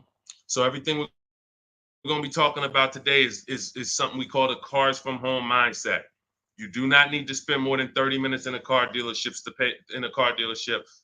to pay below market price. What you need to do is learn how to make dealers compete for your business so that you can stop begging for discounts. So you'll see this in a whole different way. We got a couple questions already that came from TikTok. So we'll get to those. You guys can start typing your questions. We have Dolan in the background. He's moderating and he's going to bring in as many questions as we could get through in the next hour. So we're going to try to go as fast as we can. Let's get the show on the road. Everything you're about to learn is going to be out of my new digital book. It's called Cars from Home, 7 Steps to Saving Time, Money, and Avoiding Dealerships. And as part of our welcome offer, you can get a copy for 75% off. It's normally $97 and it's worth every penny. You can Google it. You can see it's 5-star rated reviews, but I want to make you a special welcome offer to get your copy at 75% off. You can get it in my TikTok bio and my Instagram bio. Just click the link and it'll activate that 75% off. And for those of you watching on Facebook, you'll see a link floating. And for those of you on YouTube, we have a link pinned in the comments for you. So, but that's only for 30 minutes. Once that countdown hits 0, the price does go back up to $97. So even if you miss it, you want to get your copy. It'll be everything we're talking about. Okay, Dolan, let's get going. You can put the first question in. This one's Angie B. How are you? So I just got pre-approved for $30,000 from Nissan. Should I ask about the interest rate and loan? Yes, you should. We don't usually, in fact, we never get pre-approved from a car dealership. Nissan is, I was at the gym earlier and somebody said, hey, I went into my Lexus dealer and, I said, you own a Lexus dealer? He said, well, what do you mean? I said, you said it was your Lexus dealer. You said, I went to my Lexus dealer. I said, that dealer is independently owned and it's for profit. It's not for you. These people are not your friends. He said, no, you're right. He said, they are nice though. I said, well, you make more money when you smile while you're taking someone's money. So there's people who make tons of money, they never smile. But if you smile, you'll make even more money. The point is to understand that someone who has an interest in making money on you should never be your only offer. Never. Because you don't know how much they've built in for themselves.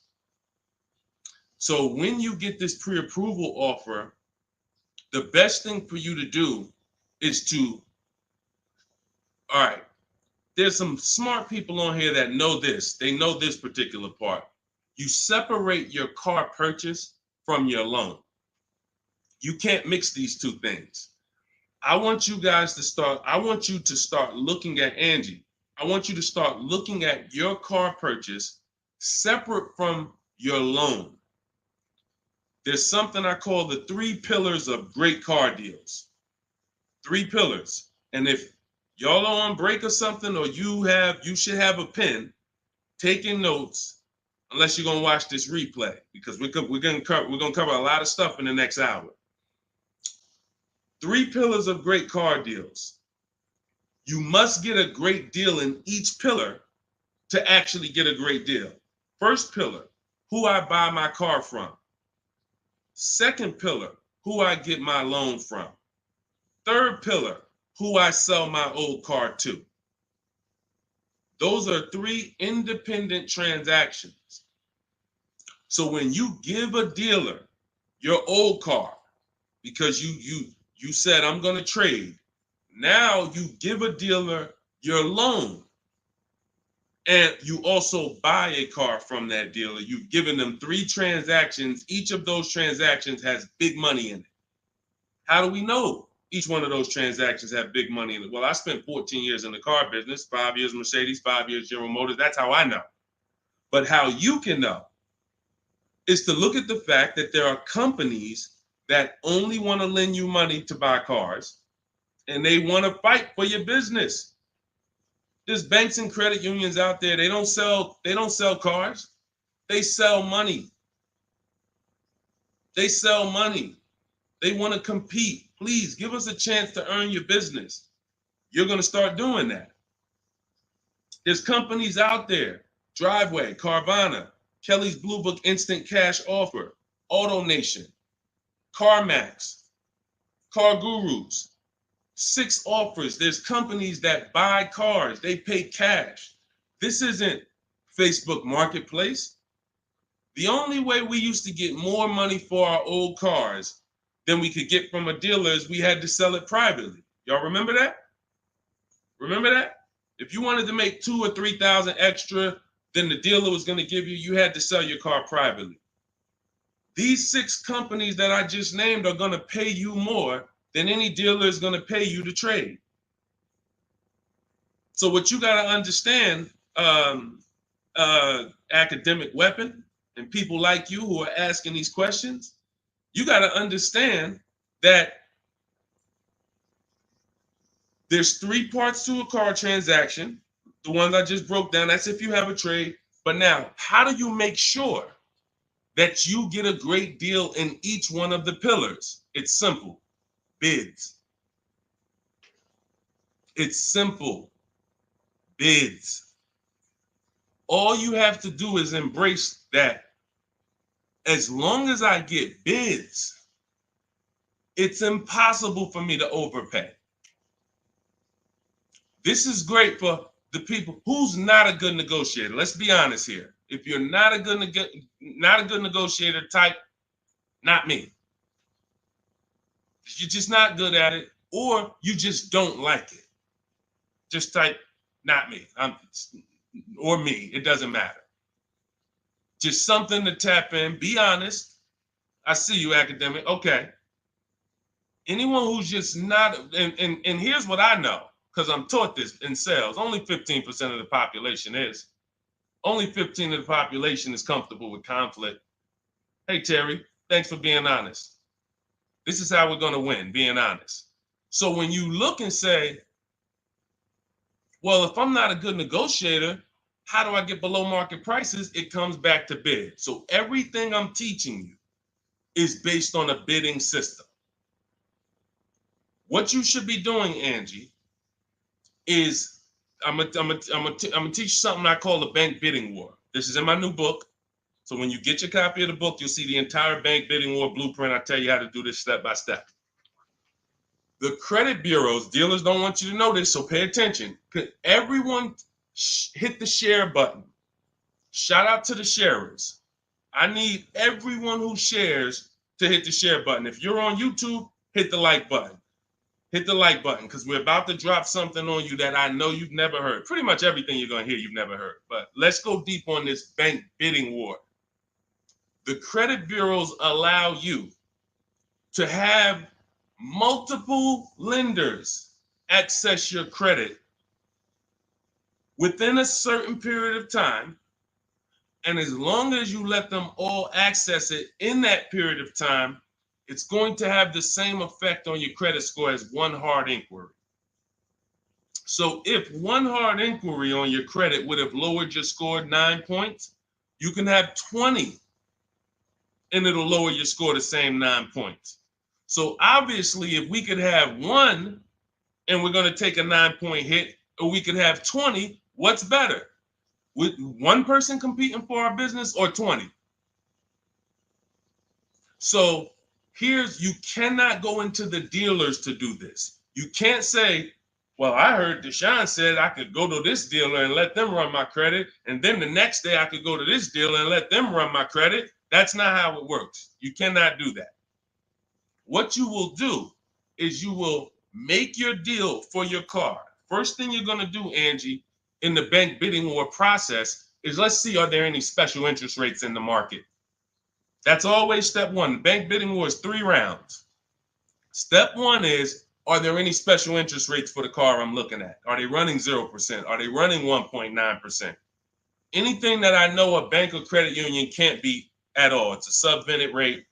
It's like a rebate on a finance. It's the company saying we want to move a lot of these cars. Let's give the people low interest, no interest. Now, once I check that off, there's no special rates. Now we're moving to the next step, which is shopping for our car.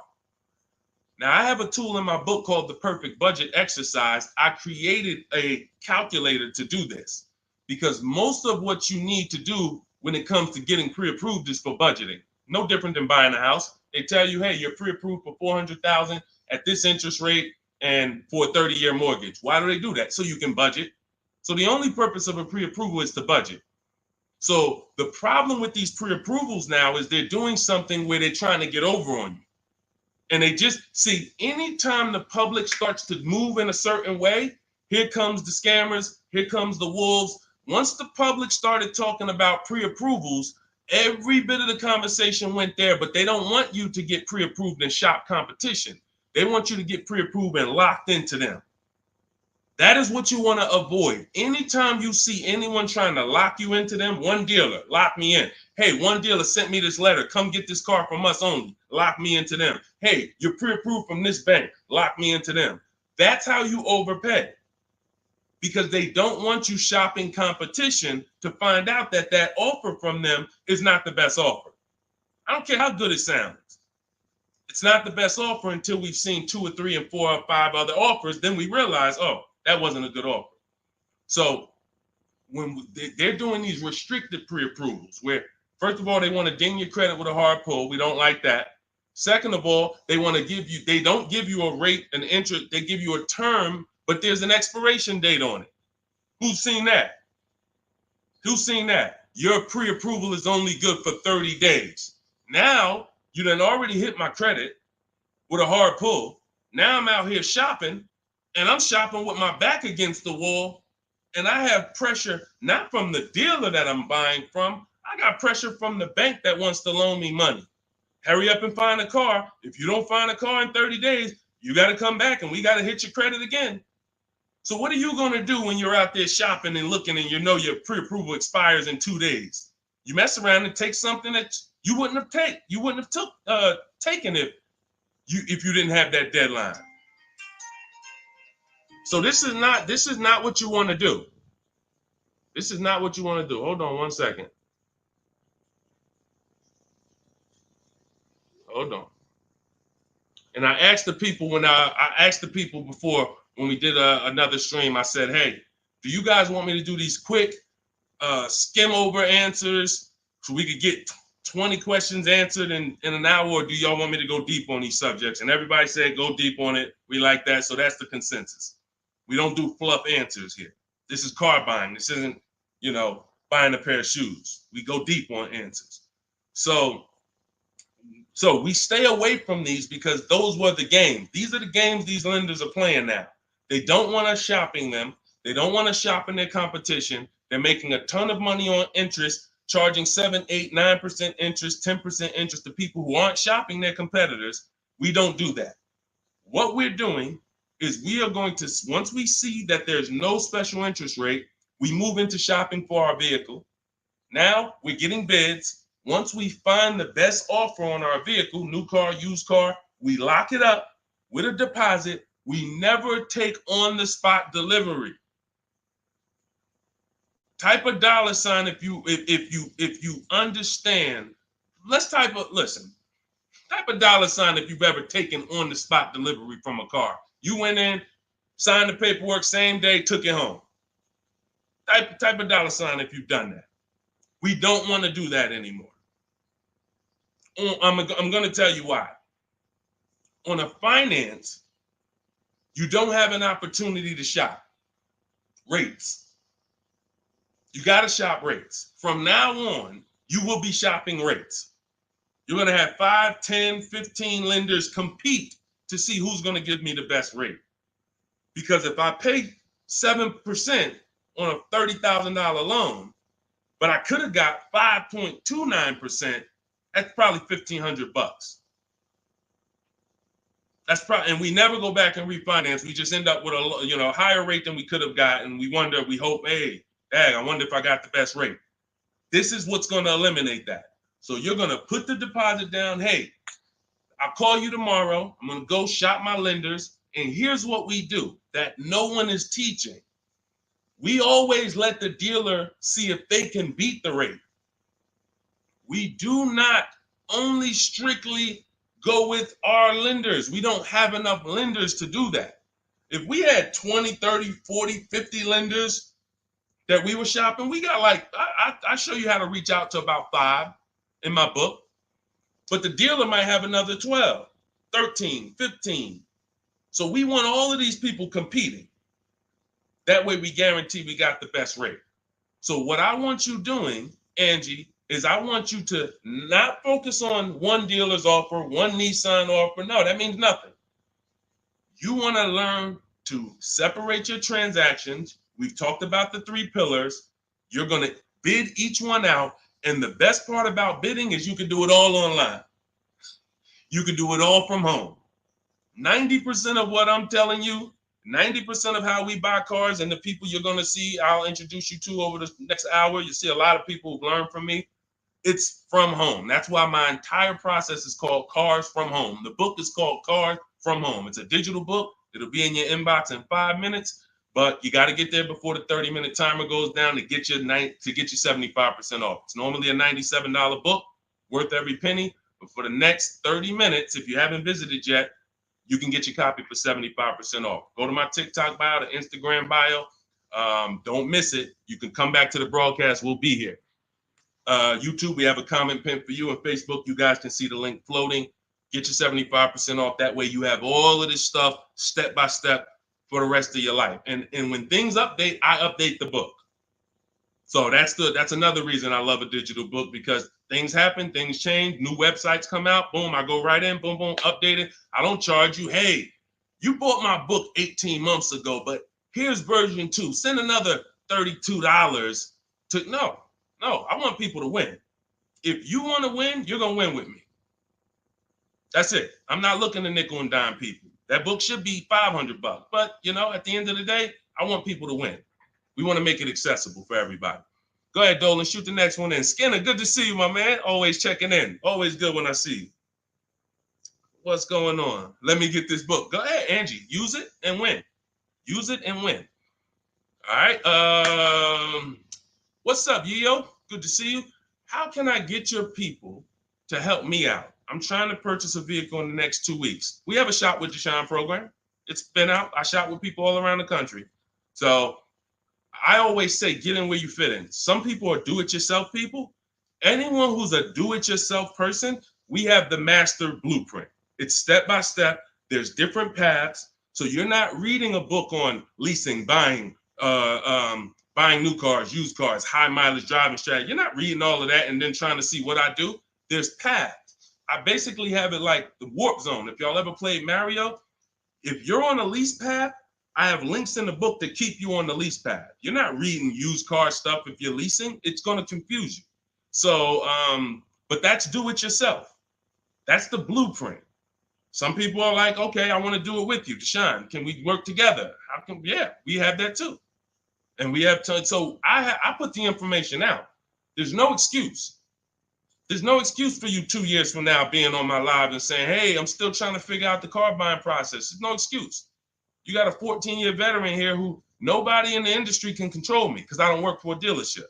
So I tell you everything that I do to buy cars below market value, lease cars below market value. All the people that you see, you guys know, if you've been on any of my streams, you know we share 10, 15 people an episode sometimes who are reporting their deals. So at the end of the day, you get in where you fit in. Get in where you fit in, but find a place to get in. I don't care if you watch all my free videos on social media. Now, once you get my book or you work with me, you can stop watching those videos. There's no point in you watching my videos warning people when you're inside with me and you got my blueprints. So it's just about getting where you fit in. That's all. Go ahead, Dolan.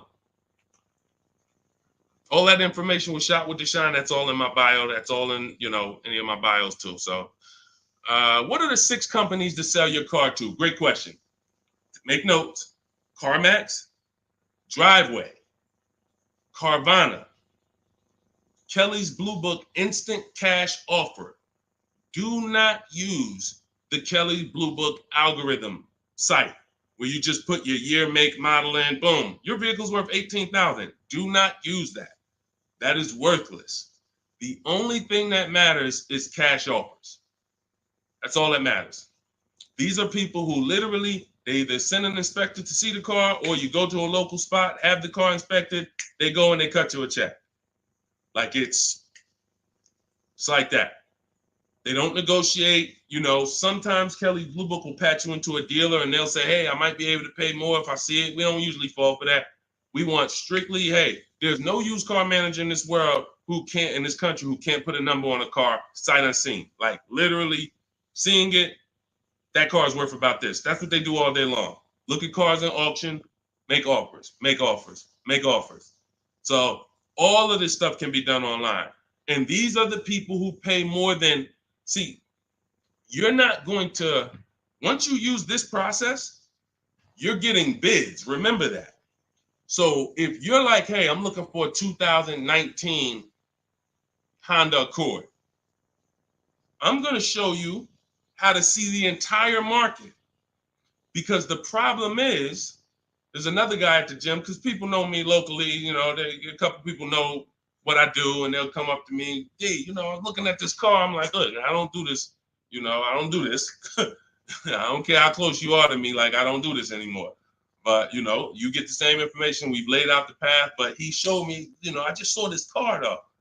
I was looking at it. I said, there's probably 50 of those cars within 100 miles. There's definitely 50 within 300 miles. So the whole idea, remember, you have to know the goal of the person trying to sell you something. It's to lock you in to them. They want you to think this is the only one. This is the only offer. No, there's cars are cookie cutter. If y'all ever see these new cars come off the truck, you'll understand. Oh, they sent 4 of those black ones. There's 4. These cars are cookie cutter. And all of these dealerships are competing. So when we start bidding and getting bids and we find the lowest price car in the market, we get the lowest offer on a lease, on a finance. I have all of this in my book. We do this by email. With a used car, we go on the marketplaces. We go on, it's like shopping on Amazon or BestBuy.com or Walmart. We're going to all the marketplaces for used cars, and we're just screening it down. We'll talk more about that. If somebody wants to know how we screen down used cars, feel free to ask that question. But the point I'm trying to make is, once you have found the lowest car in the market, that dealer knows they're selling that car at the lowest price in the market. So they cannot turn around and beat all of these other offers that Carvana and CarMax and all of these companies made to buy your car. They'll be out of business. You can't be the highest price. You can't pay the highest price to buy people's cars and then pay the lowest and then sell your car for the lowest price. You're just not going to make any money. So what we do is we find the person who wants to buy our car for the highest price. That's step 2 in my books, the equity assessment process. Those 6 companies that I named. We do this with leases too. We sell leases too. I've been talking about this for 3 years, and I know there's still people who like, Deshone, I didn't know you could sell a lease. If you didn't know, type a question mark. If you didn't know you could actually sell a lease and pocket cash if you have equity, type a question mark. So once we do the equity assessment, we've seen this is the company that's going to pay me the most for my old car. Now we're shopping for our new car. This is the company that's going to sell me the new car for the lowest price. 2 pillars. 2 pillars. You see what I'm saying? That's 2 pillars of our car deal. Guaranteed we paid, got the most for our car. Perfect, check. Got the least car, got the lowest car in the market based on bids, based on multiple offers.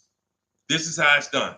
And this stuff takes an app. Like, when you guys get good at this, you'll be able to do this in 90 minutes to 2 hours. 90 minutes to 2 hours. I can get any car I want below market value. I'm going to pay less than everyone else. It won't take me more than 90 minutes.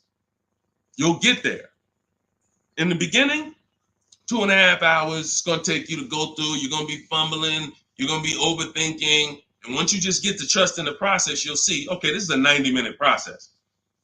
Now, I don't want you rushing your shopping. It's a big point before we go to the next question. Too many of you are rushing your shopping.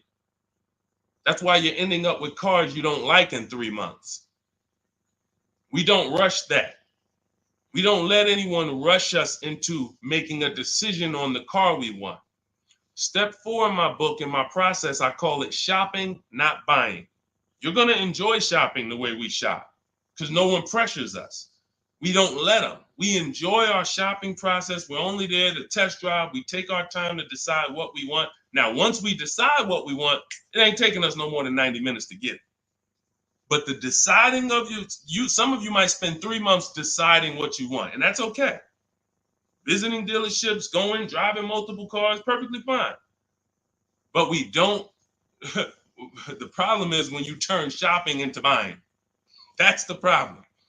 You tell your kids, hey, kids, we're going to go out. We're going to look at cars this weekend. Yes, oh, God, Daddy, we're getting a new car. Mom, yes, great. All right, we're going to go look. First, we're going to go to Toyota. Then we're going to go to Honda. Then we're going to see the Chevy. If we had time, we'll test drive a Nissan. And it's going to be a good day. All right, perfect. You come out there, you drive the first car. Next thing you know, Daddy's sitting down, Mommy's sitting down talking to the salesman. That's where this is where you ruined your shopping. You ruined your shopping. What is Daddy doing sitting down? Why are you sitting? Daddy, I thought we was going to Honda next. What happened? 4 cars we were going to drive. Yeah, but they said we got a good deal. It don't take them long. If you let them catch you, it don't take us long to catch you with something. Hey, we have some great deals today. The manager said this morning, we're not going to turn down any good deal. We're so far behind our goals. Anybody who makes us a reasonable offer today, the next thing you know, you're not shopping anymore. You're talking about buying. Y'all see the difference? Type locked in if that makes sense. That's why we had a specific step in our process. It's step 4. It's called shopping, not buying. Shopping is deciding what you want. Buying is coming home, getting multiple offers on what you want. And we don't mix those two. This is how you enjoy the process. This is how you wake up in 6 months and you still love the car because you took enough time to make your decision and you didn't let anyone rush you. We're not gonna let anyone rush you if you're doing this my way. Go ahead, Dolan. Roll the next one. But yeah, get those 6 companies. Get your equity assessment done. What's up, Terrell? Good to see you. Deshone, I sent out the initial contact template to the dealerships, and a lot of them are trying to get me to come in. That's why we have scripts. Listen, here's what I say to people that I work with. Whether it's most of the time this is people I'm working with in my coaching program here's what I say. I tell you up front, 80% of dealers are overpriced. 80% of dealers are here to make the process difficult because the more difficult they make the process, the more money they make. It's very simple. When you get my book, I have email scripts that reply to everything.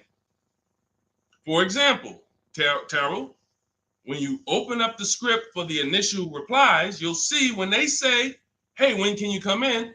We copy and paste. Actually, I'm going to be doing my entire process online. Do you have a car that I'm interested in? Do you have a match? Every script ends with a question. Whenever you are emailing a dealer, it should always end with a question. Somebody said, how much is the book? It's normally $97. If you go to my TikTok bio before the actual 30-minute timer gets to 0, you can get it for 75% off. So it'll be $24. So everyone who's visited that site already, if that timer started, it's going. So once it gets to 0, the price is $97. That's just our welcome offer for our new people. And you have a link in the YouTube comments as well as Facebook floating. You guys can see it. Instagram bio. Go activate your 75% off. It'll be in your inbox in a minute. But that's the whole thing. So let me read the rest of your question to see if it was something different. And a lot of them are trying to get me to come in and talk to them and test drive. What to do next? Resend another template. Well, there you go. No, you don't resend another template. We actually use the scripts. See, the reason why I know everything they're going to say is because those are templates too. When you guys get these emails, who gets the emails from dealerships? Hey, Jane, we love your 2016 Kia Sorento. We have a customer looking for that. My used car manager just said he needs that vehicle. Who's gotten that? Who's gotten those emails? Type me. Type me if you gotten it. Hey, I can get you out of good news. We looked at your 2021 Honda, and turns out we can get you in a new one for around the same price. When can you come in? Or when can we have a conversation? Right? Thank you, Dion Skinner. Okay, look, how do we know? How do I know you all are getting those? Because we sent them from the dealership. We sent them from the dealership. Listen, if you're not tagging your best friend into this broadcast, you're being a little selfish because your best friend's out there right now and they need a car and they about to go and overpay. So tag your best friend into this. Hit the share button and share with your best friend. This is what happens. Those are all templates. There's a software we would use, Mastermind, Momentum. What it does is it just searches the whole database and it sends out templates to these people. If we send out 1,000 emails, 100 are going to reply. It's going to lead to this many appointments. Those are all templates. That's not custom stuff. Those letters aren't, oh, they took the time to send me a letter. So it was easy for me to prepare the counter scripts because I know everything they're going to say. When can you come in? Can we have a phone call? You know, it'd be a lot easier. All the stuff is there. That's why there's 3 different sets of scripts in my book. And there's no other book that does this. Quite honestly, there's never been a book that I've seen that actually has links to videos, actually has links to documents with scripts that you copy and paste. That's what I said. When I tell you the book should be $500, it should be. And then it would be, I'm only going to sell it to the people who really, really value their money. And they would. And they'd be like, Deshone, this was an expensive book, but I tell you what, this book saved me more money than probably any book I ever bought.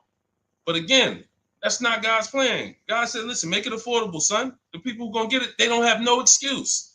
They have no excuse now. If the book was $500, you could, man, I really would get the book, but I don't want to lose $500. Book's $24 if you get there before the timer. So the point is, Terrell, use the scripts, follow the process, realize it's a new process for you, but everything's accounted for. Everything in the process is accounted for. Just use your scripts. Everything they say, copy and paste, and keep the conversation moving on your terms. And don't try to turn an 80% dealer to a 20% dealer. They're not going to be that. They're doing what they're supposed to do. Let them eliminate themselves. Usually, if a dealer's going to make it hard, there's a reason. God, we use a strategy for leases and new cars called the 25 to 5. We connect with 25 dealers online in 20 minutes. Then we send this initial contact template that Terrell sent.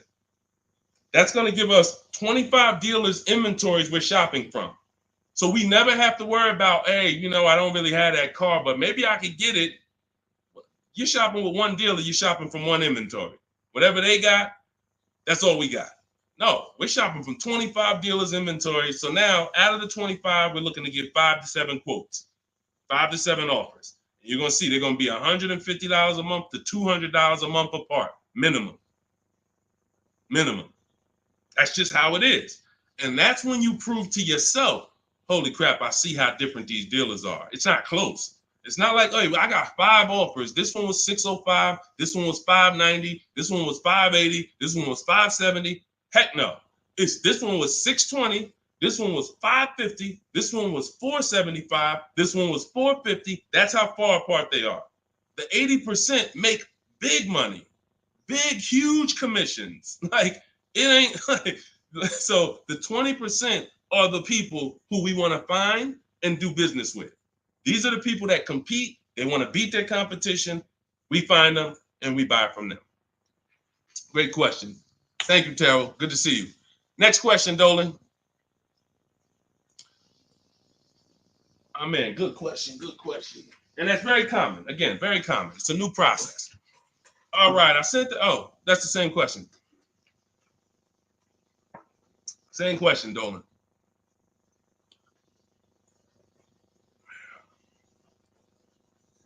What's up, Jaden? Buying my first used car this year. All right, putting $10,000 down with fair credit and a trade in worth $1,000.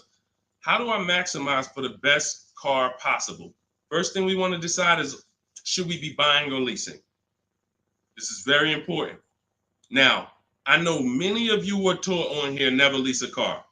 That advice is costing you thousands and thousands of dollars.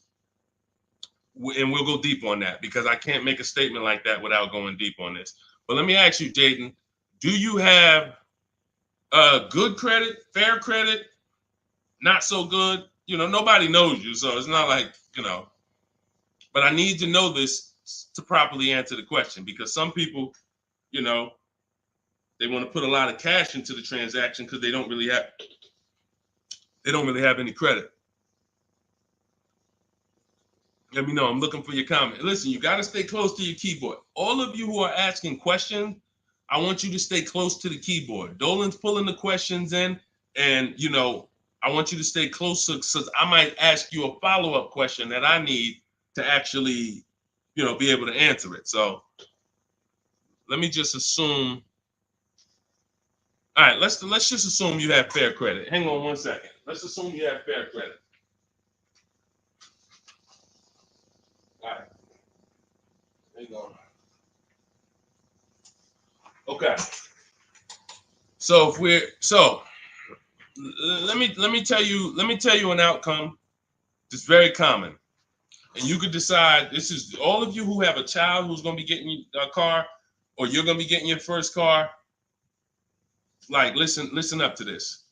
We go wrong buying people their first car a lot of times, because typically when you buy a car, what's happening is you have to pay for the whole car. Some of you know every $5,000 on a car loan is about $100 per month. So when you look at and lock that into your head, every $5,000 is about $100 per month. So when you see a $5,000 car, $10,000 car, you should think $200 a month. When you see $15,000, you should think $300 a month. These are safe parameters for you to make sure you're not overcharged. You have to be able to understand a $50,000 car isn't going to be $500 a month to buy. It's going to start out around $1,000. So we need to know these things, because you can manipulate loans to make payments lower, and that's how you end up in a 9-year loan, because you went in saying, hey, could you get that car to 700? That car's nowhere near 700 with a good loan.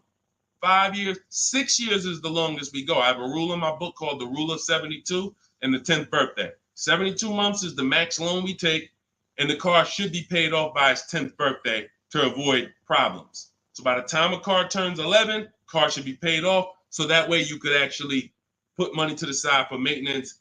These are all boundaries that we haven't had, that if you follow them, you're going to have a lot better experiences. So if you don't have the credit to lease, then I would say, okay, get yourself an inexpensive car, try to get a small loan. You know what? The first question is, how many years are you going to keep the next car? That's the first question. That is the first question. When you open up my book, the first question, if you and I were talking on the phone, Jaden, the first question I would ask you before credit, before anything, Jaden, how many years are you going to keep the car? Now, if you say to me, Deshone, I'm definitely keeping the car 9-10 years. I don't need a car every couple years at all. I'll keep a car a decade. Perfect. Forget about leasing. In my book, first step is, how many years are you keeping the next car? I want y'all to answer that. Everyone who's shopping, everyone who will be shopping, you're shopping now, or you're going to be shopping soon in the next 6 months, a year. I want you to answer the question. How many years are you keeping the next car? Guaranteed. Guaranteed. Because everything else comes after that. When you're going to keep it 8-9 years, I'm going to show you the steps you need to make sure you get a car that will last 8-9 years. Plenty of people say, oh, I wanted to keep the car a long time, but you didn't take the steps to make sure you got a car that would last that long. So everything comes from this question first. How many years are you keeping the next car? So now, Jaden, let's say you say to me 8-9 years. Perfect. So now what we're going to do, we're going to the purchase path. Not thinking about leasing. New car, used car, based on budget. Based on budget. Now you said you have a trade-in worth $1,000. I'm guessing it's an older car, so you can still put it through the equity assessment. But if you're saying it's worth $1,000, who told you that? See what I'm saying? See, the highest offer for your car is what it's worth. I want y'all to get into the habit of getting offers so that you know exactly what your car is worth, not letting one person tell you what your car is worth. So now let's just say, for example, your car is worth $1,000. Now we're looking at, well, do we get a new car or pre-owned car? And if we get a pre-owned car, here's how we determine new car versus pre-owned car. Budget is one. Now let's say you could afford both. I could afford a new, I could afford a new pre-owned. Which one? Well, it's based on values. Some people, you only get a new car every 10 years. You're like, hey, I want to get me a new car. Because at the end of the day, over a 10-year period, the amount you pay for the new car, you'll get some of it back on the back end. And some people are like, I want to get a new car every decade. I want to treat myself. I could afford both. Some people are like, hey, I can afford both, but I'd rather knock 30% off. I don't need the latest one. I'd rather knock 30, 40% off what the price would be. It's just different values. There's no right or wrong there. In my book, I teach you both of those things. When you get to that step, that's how I help you make a decision. So sounds like, I would need more information. That's why I'm asking you, because I don't teach a one size fits all thing. I teach based on where you're at, here are your options. Pick one. Now, when it comes to buying versus leasing, oh yeah, one size fits all. Anybody on here who is not keeping their cars 8 years and you're buying them, you're losing thousands of dollars. You're just losing thousands of dollars. You can't compare. Like, look at somebody like Safrina. I use Safrina's deal. Oh, that's Teddy. Look at Teddy. That's a luxury car. Let's take a luxury car. Teddy got a $73,000 BMW. $73,000 BMW. He's paying $856 a month. He's not keeping it 8 years. He knows the 8-year rule. He said, okay, if I'm not keeping my cars 8 years, I'm gonna shop for a below market lease. He uses our bidding system. He gets multiple offers. He said the highest offer during the process was $1,123 a month. That was his highest offer. He's paying $856. When I tell y'all, if you don't have a system to reveal the 80% dealers who are overcharging people, you're buying from one of them. You're buying from one of them. They do business. It's not like these guys are going out of business. You're buying from one of them. And you see, but Deshone, they told me this was the best deal that they could, this was their best offer. It was their best offer. It wasn't their competition 20 miles away's best offer. It wasn't that small dealer that's 45 minutes away that doesn't get the traffic that this city dealer gets, that once they see your information and they say, wait, hold on, we don't get the opportunities they get where they could just charge people and then they keep coming back. We only see, 3 people a day sometime. Boom, okay. Listen, we're gonna beat their we're gonna beat them, and we're gonna have our license plate in their market. This is what you can't see that when you're in a dealership trying to make a deal, negotiate with them. So this is what you prove to yourself. The 80% dealers charge tons of money before, and they won't go below a certain price. They might take off $3,000. I ain't going no lower. That's it. You don't want the car? Next. See you later. Listen, sorry, I'm not selling the car for less than that. They have a minimum threshold, a maximum amount. We ain't taking less than this for our car. Their competition, they'll go 3,000 less than that. Got to get them. So now let's go back to the leasing versus buying scene. When you look at this and you look at Teddy, you can see, can you take that comment down, Dolan? Matter of fact, I got it. Look at Teddy.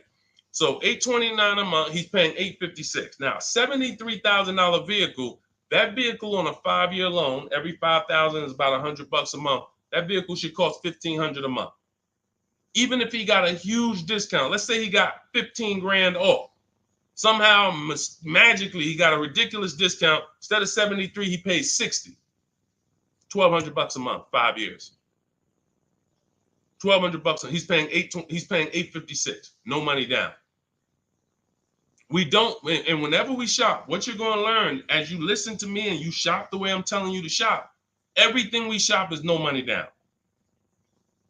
We might put money down later, but we only put money down after we guarantee we got the best deal. All right. Let me echo that. You only put money down after you guarantee you got the best deal. What does that mean? You paid the best price for the car. You found the dealer that's going to sell you the car for the lowest price. You found the bank that's going to get you the lowest money. You did this from home using online tools. If you're doing it manually, you call around.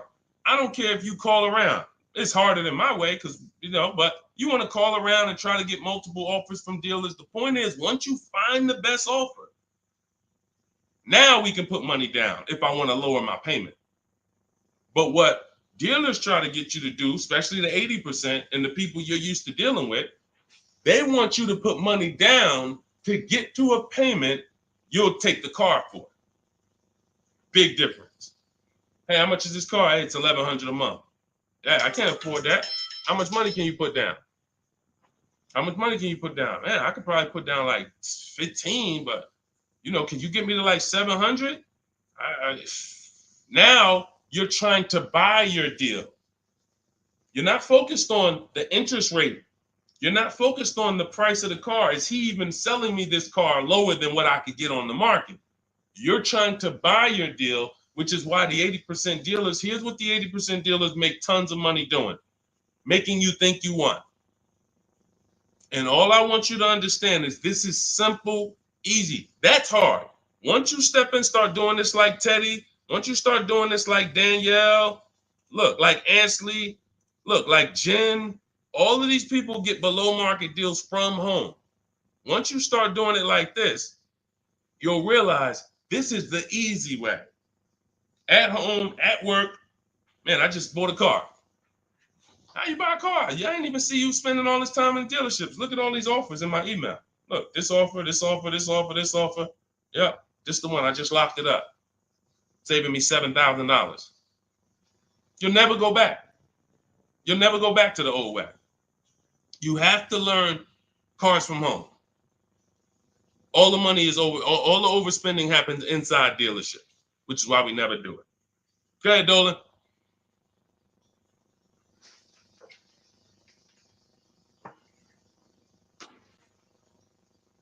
Let's go, Dolan. Keep them queued up, bro. Let's go. To Cali, good to see you. Should you put a down payment on a car? Well, that's just what we were just talking about. What we were just talking about was, all right, let's talk down payments on leases. First of all, you got to realize something about a lease. Whenever you put a down payment down, if the vehicle's stolen and they don't find it, or if it's totaled, you don't get the money back. I'm not a fan of putting huge money down on leases, but unless you do one thing, you assess, well, two things technically. There's only two ways to lose your down payment. Car's stolen and they don't find it, or it gets totaled. So here's what you ask yourself. How many cars have you had stolen in your life? Some of you are going to be like, man, 3. I wouldn't be putting down payments on leases. Some of you like, Deshone, I never had a car stolen. Thank God. All right. You can check. You can check. Now, second question. The vehicle you're buying, what's the chances if you get into an accident, it can get totaled? You're buying a huge Jeep. You're buying a huge S-Class Mercedes. You're buying something that's very hard to total. You're good. You're good. You're buying a Honda Civic, putting $5,000 down on it. It's not a good. You're taking big risks. Big risk. So that's how we assess leasing. But here's the thing. This is how we shop for our leases. This is all in my digital book. We shop for our leases with only first month's payment down. That's really no down payment because when you lease, you give them your first payment, then you drive off.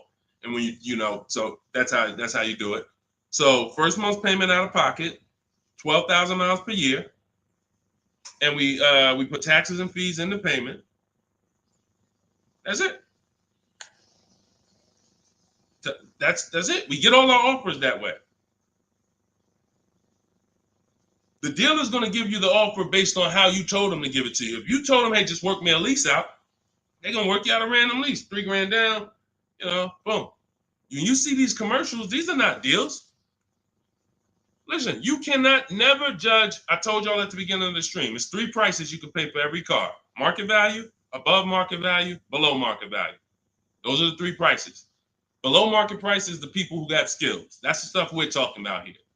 Below market comes from bidding. When you look at these offers, look at these commercials. Look at. Let me show you a deal. Look, Ansley just got a 2024 Infiniti QX Lux. MSRP is $58,000, $58,490 to be exact. Said I'm only paying $554 a month with my first payment down only, right under 1%. Now, some of you, if you're savvy, you've heard of the lease 1% rule. That's been around for probably 30 years. I created the 1.5% rule because people were overpaying for leases. People knew, the savvy people knew the 1% rule. They knew this is great value. This is a steal. You get a lease under 1%, no money down, you stole a vehicle. Doesn't mean it's your best deal because Zafrina got 0.88. So she got 0.88. So just don't think, again, bids. Bids. It's like, hey, you don't know how much you're going to save on the car. She didn't know she was going to get 0.88. She knew the 1% rule. She got her offers. She ends up closing the deal, $579 a month on a $65,000 vehicle. So this is how you shop. So once you get an offer, if it's between 1% and 1.5%, that's good value on the lease. The closer to 1, the more value. But in order to get 1, you need rebate.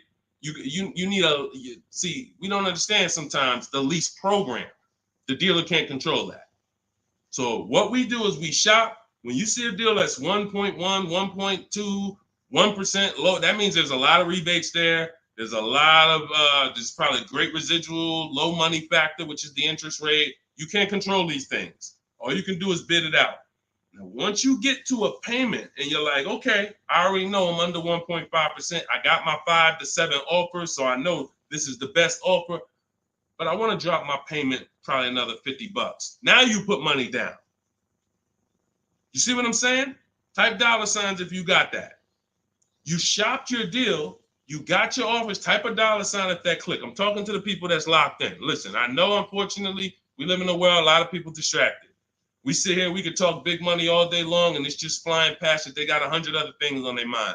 But the people who locked in, type a $sign if you understand that. When you shop for offers, when you look at your lease offers, the way I just told you we shop for them, now we get the offers, we say, all right, boom. This is the best one out of 5 to 7 dealers I got. Let me now lower my payment. First of all, if you can afford that payment, just take the deal. Much better, put no money into the deal. That way, if God forbid it's total, boom, I come back, I do it again, ain't no problem. I didn't put no money into the car. But if you look and say, I want to lower my payment like $100 a month. First thing you do is assess what I told you a couple minutes ago. How many cars have I had stolen? The lower, the better. If it's one time, okay, chance of this car getting stolen, slim to none. All right, how easy is this car to total? Now, it's a big vehicle. I'd have to get into a pretty bad once-in-a-lifetime accident for it to be totaled. Perfect. All right, you can throw $2,000 down. You can throw $3,000 down to lower the payment more. That's how you use down payment money. You never use down payment money to buy your deal. You must have the deal before you apply the down payment. You must have the lowest interest rate before you get the down payment. You must have the dealer who's selling you that car lower than anyone else before you apply the money down. That's when you know you have a deal and your down payment isn't being taken and used as profit. Anybody else, down payment's being used as profit. It's just padding the deal. Give us more money to work with. How much could you put down? 6? All right, let me go work this out. And they're just around moving money around. They're moving, you're buying a car from them, you're getting your loan from them, and you're giving them $6,000 to work with. They have all this money to work with. That's a dream customer. And if this is you, I don't want you to feel bad. I only want you to feel, because no one told you this until now. I only want you to feel bad if you keep repeating it, because you got no one else to blame. Right now, you have the opportunity to change everything and focus on what I'm teaching you. So no one can do this to you. But the dream customer comes in, got a car to trade, wants to buy a car, needs a loan, How much could you put down? I'd probably put down like 3,000. That's 4 things you just gave him to work with. I got money in your loan I can move around.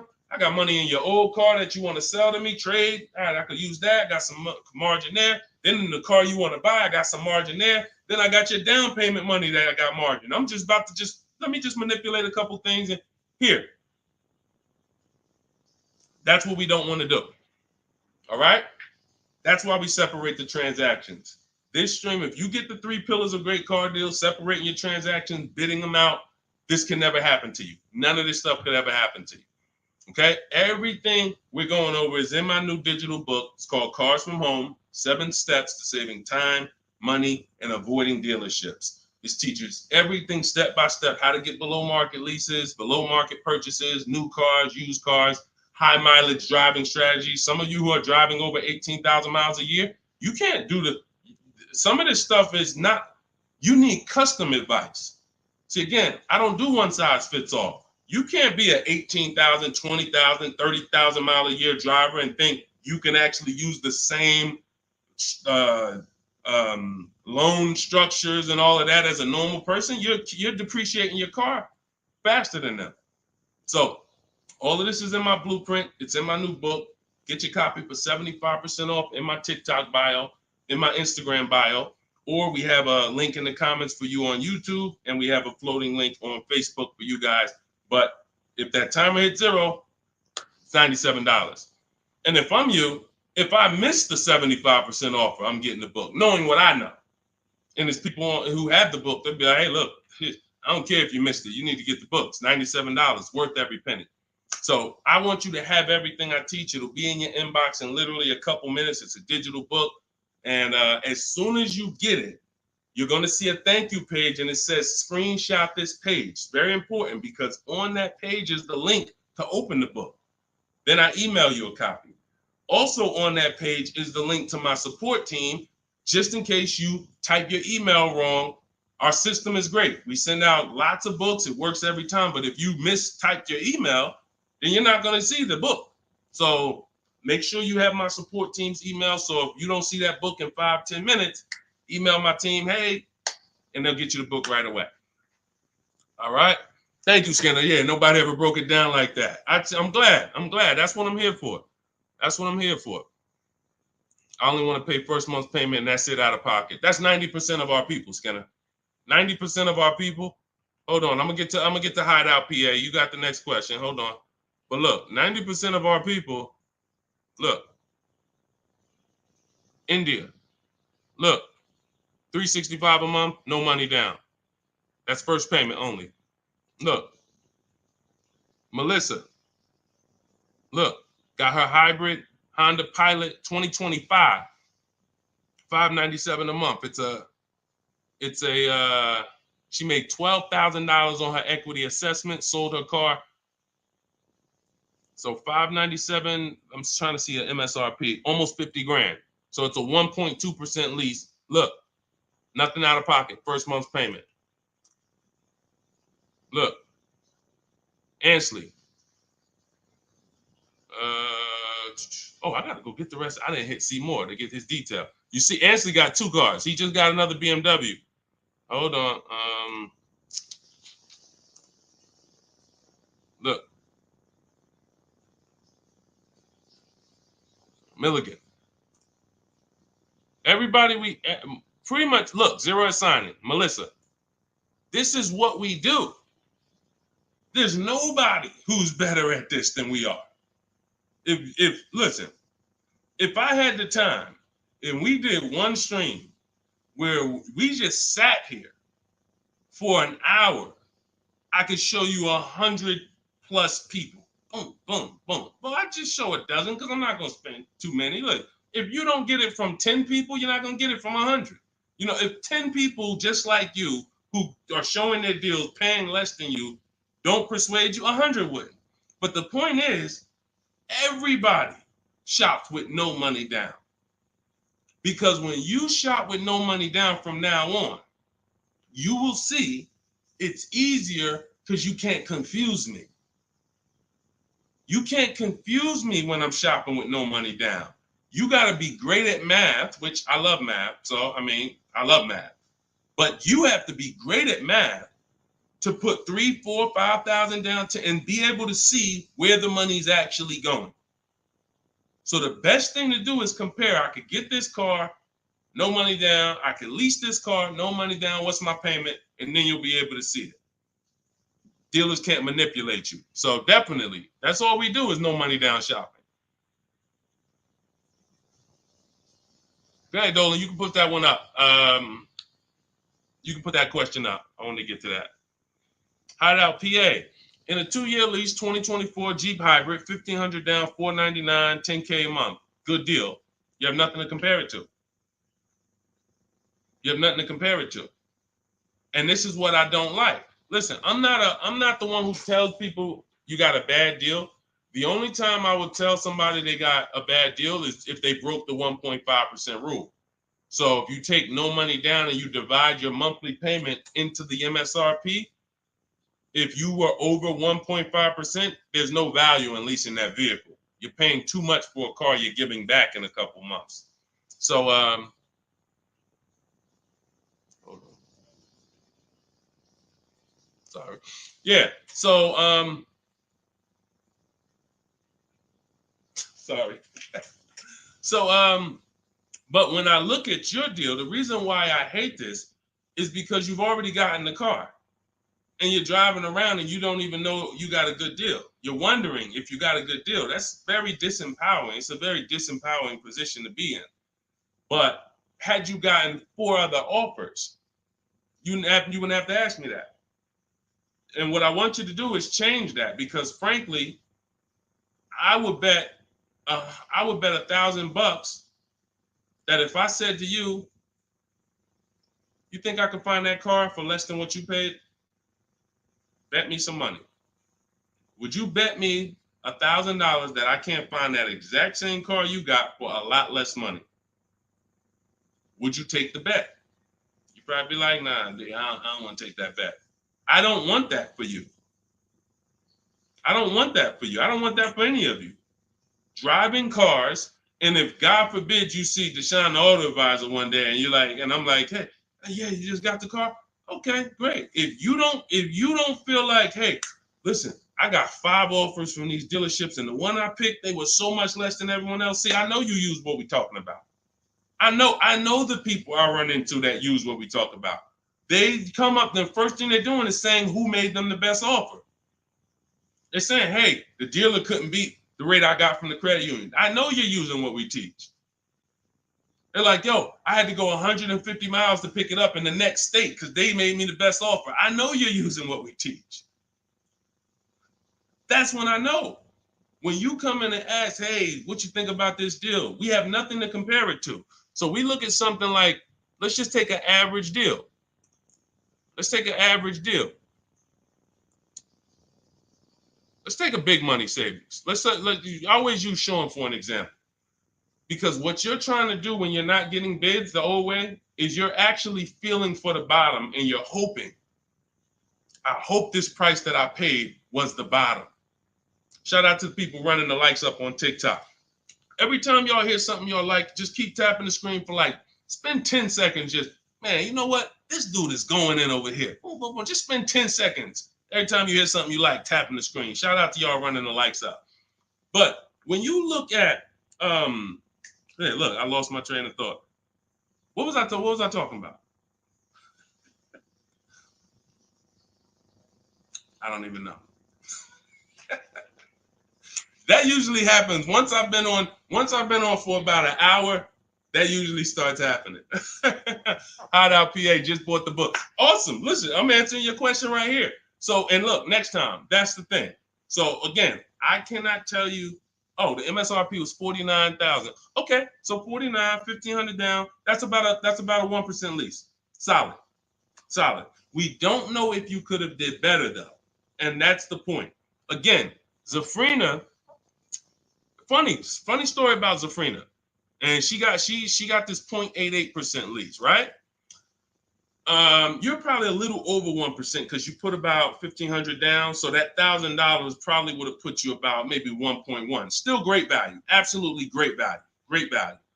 But Zafrina called me. She was shopping for a Jeep Grand Cherokee. She didn't call me, but we you know, she's in my program. Again, we have Shop with Deshone, Shop with, you know, blueprints. It's all up to you. However you like to learn, we provide it.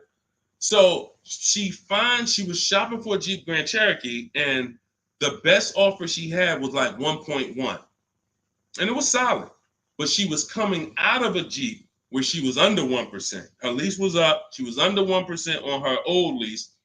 And she said, the guy told me if I take the hybrid version, or the electric version, he can get me down to 1%. No, I think she was maybe 1.2 on a Jeep Grand Cherokee Limited at the time. She said if I take the hybrid version, he said I could do a 1%.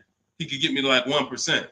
I said, okay, if you're going to look at the hybrid, the electric version, that's an entirely different vehicle. The same dealers that you've been getting the offers from, run it past them now. That's a different lease program, different vehicle. Yeah, he might be able. Now look at this. Here's the big part. He was selling her the standard version lower than everybody else. But then he flipped her to the electric version because it had a better program. She ran the lease again, and another dealer sold that vehicle lower than everyone else. This is why this round robin system is so fun and empowering and revealing. You cannot trust any one dealer. We put them against each other, and that's how we win. So she ends up getting a 0.88% lease, $579 on this $66,000 Jeep. So that's the only thing. Even when we get a great deal, you never walk into a dealership say, get me to 1%, get me to 1.2, get me under 1.5. We don't say this stuff. We get bids. We never know where the best deal is going to be. We just never know. That's why we get bids. So everything we are learning is in my new digital book. Those of you who spent the last hour, 10 minutes with us, you're like, Deshone, I got it. I took a lot of notes. Perfect. But those of you who like Deshone, there's no way I'm going to remember all of this stuff. I want the whole step-by-step blueprint. That is Cars from Home. My new digital book is called 7 Steps to Saving Time, Money, and Avoiding Dealerships. You're going to learn how to get below-market car deals on leases, new cars, and used cars, and without spending more than 30 minutes in a car dealership. You'll be doing this from home. Everything we do is putting dealers against each other, making banks bid. We don't beg for these discounts. None of these people you saw me share, they know we don't do any begging. We are the prize. You are the prize. You haven't acted like it. You haven't accepted it. You haven't shopped like it. You're begging. Hey, come on, can you take off another $50? Come on, $25 a month. You're going to lose a deal over this. This is begging. You're begging someone to give them a $50,000 transaction. We don't do that. We're at home, empowered. Everything we do is in there. You have it in your inbox in literally minutes, and you can get it as long as you get there before the 30-minute timer is up. You get it for 75% off. So you won't pay the normal $97 price. You get your copy in my TikTok bio, in my Instagram bio, or you can click the link in my YouTube comment or Facebook below. So shout out to the people that's locked in. Skinner, shout out to you, Hideout PA. Shout out to the people who are like locked in. I know I can only help a small percentage of people. That's the sad part. The sad part is when I came to the internet, a bunch of smart people who studied the internet, they do this. I never sold any products on the internet. They told me, Deshone, doesn't matter how inexpensive you make it, you can't help everybody. They're not mentally gonna let you help them. I said, no, that's impossible. Nah, I said, look, no way. No, I'm gonna be so transparent. I got the industry experience. We got hundreds of testimonials. They go to all my pages. They can see their peers, people just like them, grandmothers, single mothers, all that. They said, Deshone, none of that matters. You can only help a small percentage. And they've been right. And I used to be disappointed. I really did. But now I focus on the people who are locked in. Whatever God gave me, whoever God assigned to me, I'm focused on you. That's it. So I'm here to make sure Hideout PA wins. She got the book. I'm here to make sure that Skinner wins. I'm here. Anybody who locked in, hey, Deshone got the book. You talking to me. I'm the 10%. I'm the 20%, whatever percentage it is. But the rest of you, you got to evaluate yourself because you're going into a very expensive purchase that is the second most expensive purchase you're ever going to make. And you're going in to deal with sharks. Like you really live that. Like you're really ready for that. I spend more time warning you of what the inside is like because I've been in the inside. I can go back to sell cars if I wasn't running a company to educate you guys. I can make $200,000, $300,000, $400,000 a year selling cars. This is not hard for me, but I know what it's like. I know who sits next to me. I know it's people who, when you sit down next to them, your head's coming off and you're going to leave with a smile.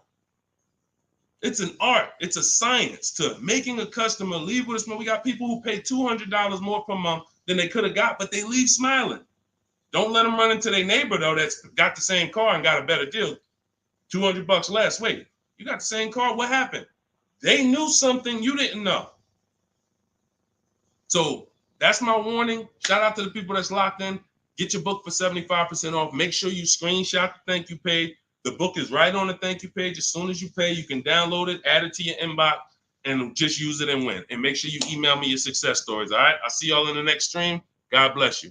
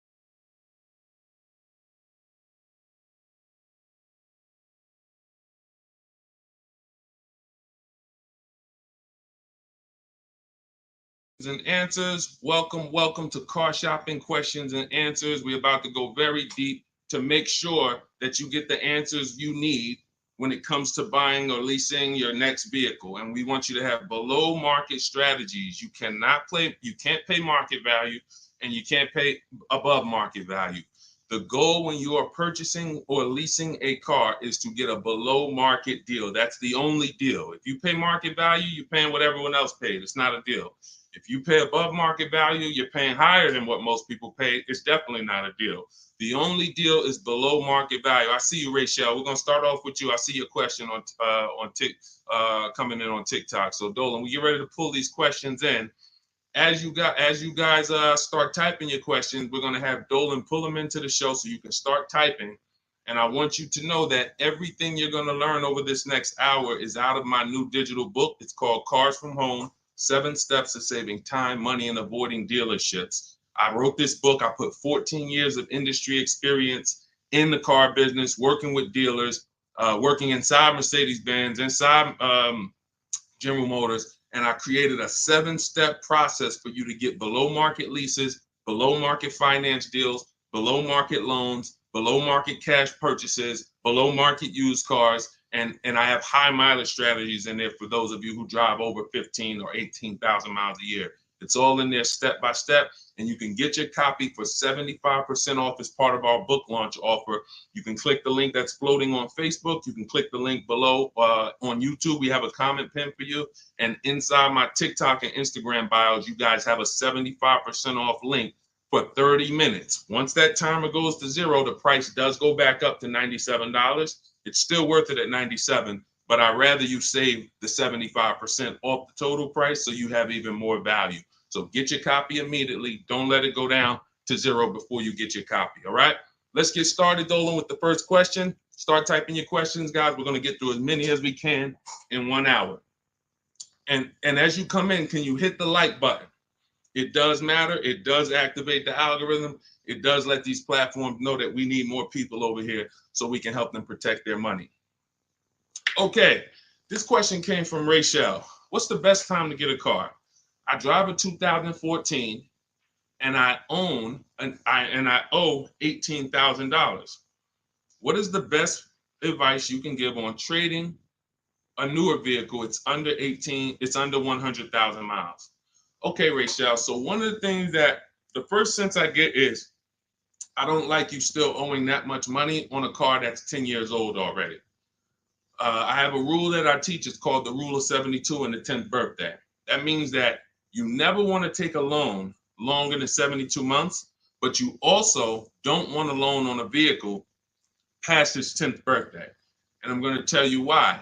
In 14 years in the car business, I've seen tons of people have things go wrong about the 10-year mark. Now, there's nothing wrong with things going wrong because that's why you have a car, so that you can put a little money into it, maintain it, and keep it driving for as long as possible. The problem is when you have a loan on that car, now what you're doing is you're repairing the car while you're making, hold on. I had to turn the Bluetooth off. Okay, so the problem is you're repairing that car while you're making payments on it. I call these the four expenses. The four expenses for a car are what you pay for it every month, if you have a loan, what you pay for gas, what you pay to repair it, and then what you pay to maintain it. Maintaining is oil changes, brake fluid changes, tire rotations, new tires. These are, replacing brakes. These are maintaining it. Repairing it is if something breaks on the car. And it's that I call that the fourth expense. That's what most people are not ready for. And what I see is if you have a loan past the 10th year, you're getting hit with you're getting hit with all four expenses. And if you've ever seen someone who has a luxury vehicle and they hate it, they usually are buying cars that are too old and taking loans that are too long on them. Because you'll see they hate the vehicle because BMW, you got your BMW, you go drop it off, they tell you, hey, you need brakes, that's maintenance. Then, hey, your navigation system or your electric system is messing up, that's $2,000. And then, you still had to put premium gas in the car, so you could leave out of there, it costs $5,000 in 1 month. And people be like, man, I hate this car. But the car is not the problem. The problem is you took a loan on a car that was too old, and you took a loan that was too long. That's why I created the rule of 72 and the 10th birthday. No loans longer than 72 months, and then your car needs to be paid off by the 10th birthday. Now, what happens if you look at the car you want and you can't afford that payment for 6 years? That means you can't afford that car. That doesn't mean stretch the loan out to 7 years or 8 years so that you can try to afford it. Right now, we could all go and we can look at a $700,000 house. Maybe most of us can't afford the mortgage on that, but if we stretch the mortgage out to 50 years, then maybe we can afford the mortgage on it. Doesn't mean it's a good financial decision. So if you're going to finance again, Rachel, I want you to keep that in mind. When you replace your current car, if you're going into another finance, which I don't recommend if you're not keeping this next car 8 years, because you're going to be in the same position again, you should be going into a below market lease. Then if you're keeping the car long term, then go to another finance and then make sure you're not buying too much car, taking out too many loans on it, and taking out too long of a loan. Use that as an affordability index. If I can't afford this car on a 6-year payment and I can't add up, here's how you do it. You look at the car, ask yourself, how old is it? If it's 6 years old, that means I got to take a 4-year loan. If it's 5 years old, that means I got to take a 5-year loan. It can't be greater than 10. You are taking way too much risk. And you're going to end up in this position where you're looking and you're like, how do I still have a car payment? Things starting to go wrong on this car. I'm nowhere close to paying it off. What did I do wrong? That's what you did wrong. Now, if you want to avoid this altogether and say, all right, what can I do in a different structure? You will be going into a lease. If you're shopping a below market lease, what that's going to do is make sure you can pay a low payment on a brand new car. It's always going to be under warranty, and you just keep doing that. You look like somebody who you're just used to having a car payment anyway. So you want to switch the way you make those car payments and start paying it into new cars versus these 10-year-old cars or 8-year-old cars that you're paying these payments into, and you're not getting much back in terms of return or quality or anything like that. So that's the first thing that I would concern myself with is, Rachel, how many years are you going to keep the next car? If it's 8 or more, then you purchase again. If it's less than 8, then Deshone, talk to me about a lease, because I'm not keeping this car at 8 years. I don't keep any car 8 years. All right? It's a great question. That's where we need to start out. Go ahead, Dolan. Shoot the next one up. Okay, this one is Love and okay, I don't want to even try to pronounce it, but you can see who you are. If I'm upside down, how can I trade or sell without having to pay the difference or getting a higher note? So now you're asking a question that, all right, so this person said, if I'm upside down, that means they owe more on the car than it's worth. How can they get out of that car and go into another car without paying the difference or having a higher note? So I'm going to give you the way it's possible, depending on your situation, and realizing that in my book, there is one person, there's two people actually, but really one main person who, it doesn't matter how good your credit is, you're not going home with a new car, because negative equity is, you have too much negative equity. So there are cases where doesn't matter. You come in with an 800 score. I call negative equity the bad credit for people with good credit, because it's the only time when I was in the dealership, people would walk in and they would say, okay, we look at a car and then we look at their current situation and the maximum amount they can pay. And then we look and say, hey, look, the bank's not going to approve this. You can't roll over 10 grand of negative equity to that $30,000 car and do no money down. So there are circumstances where you've dug yourself too deep, and the only thing that's going to do it if you don't have money is time and paying down the vehicle. So let's talk about if you're not in that situation. First thing I'm doing is I'm going to CarMax. I'm going to driveway.com. These are websites.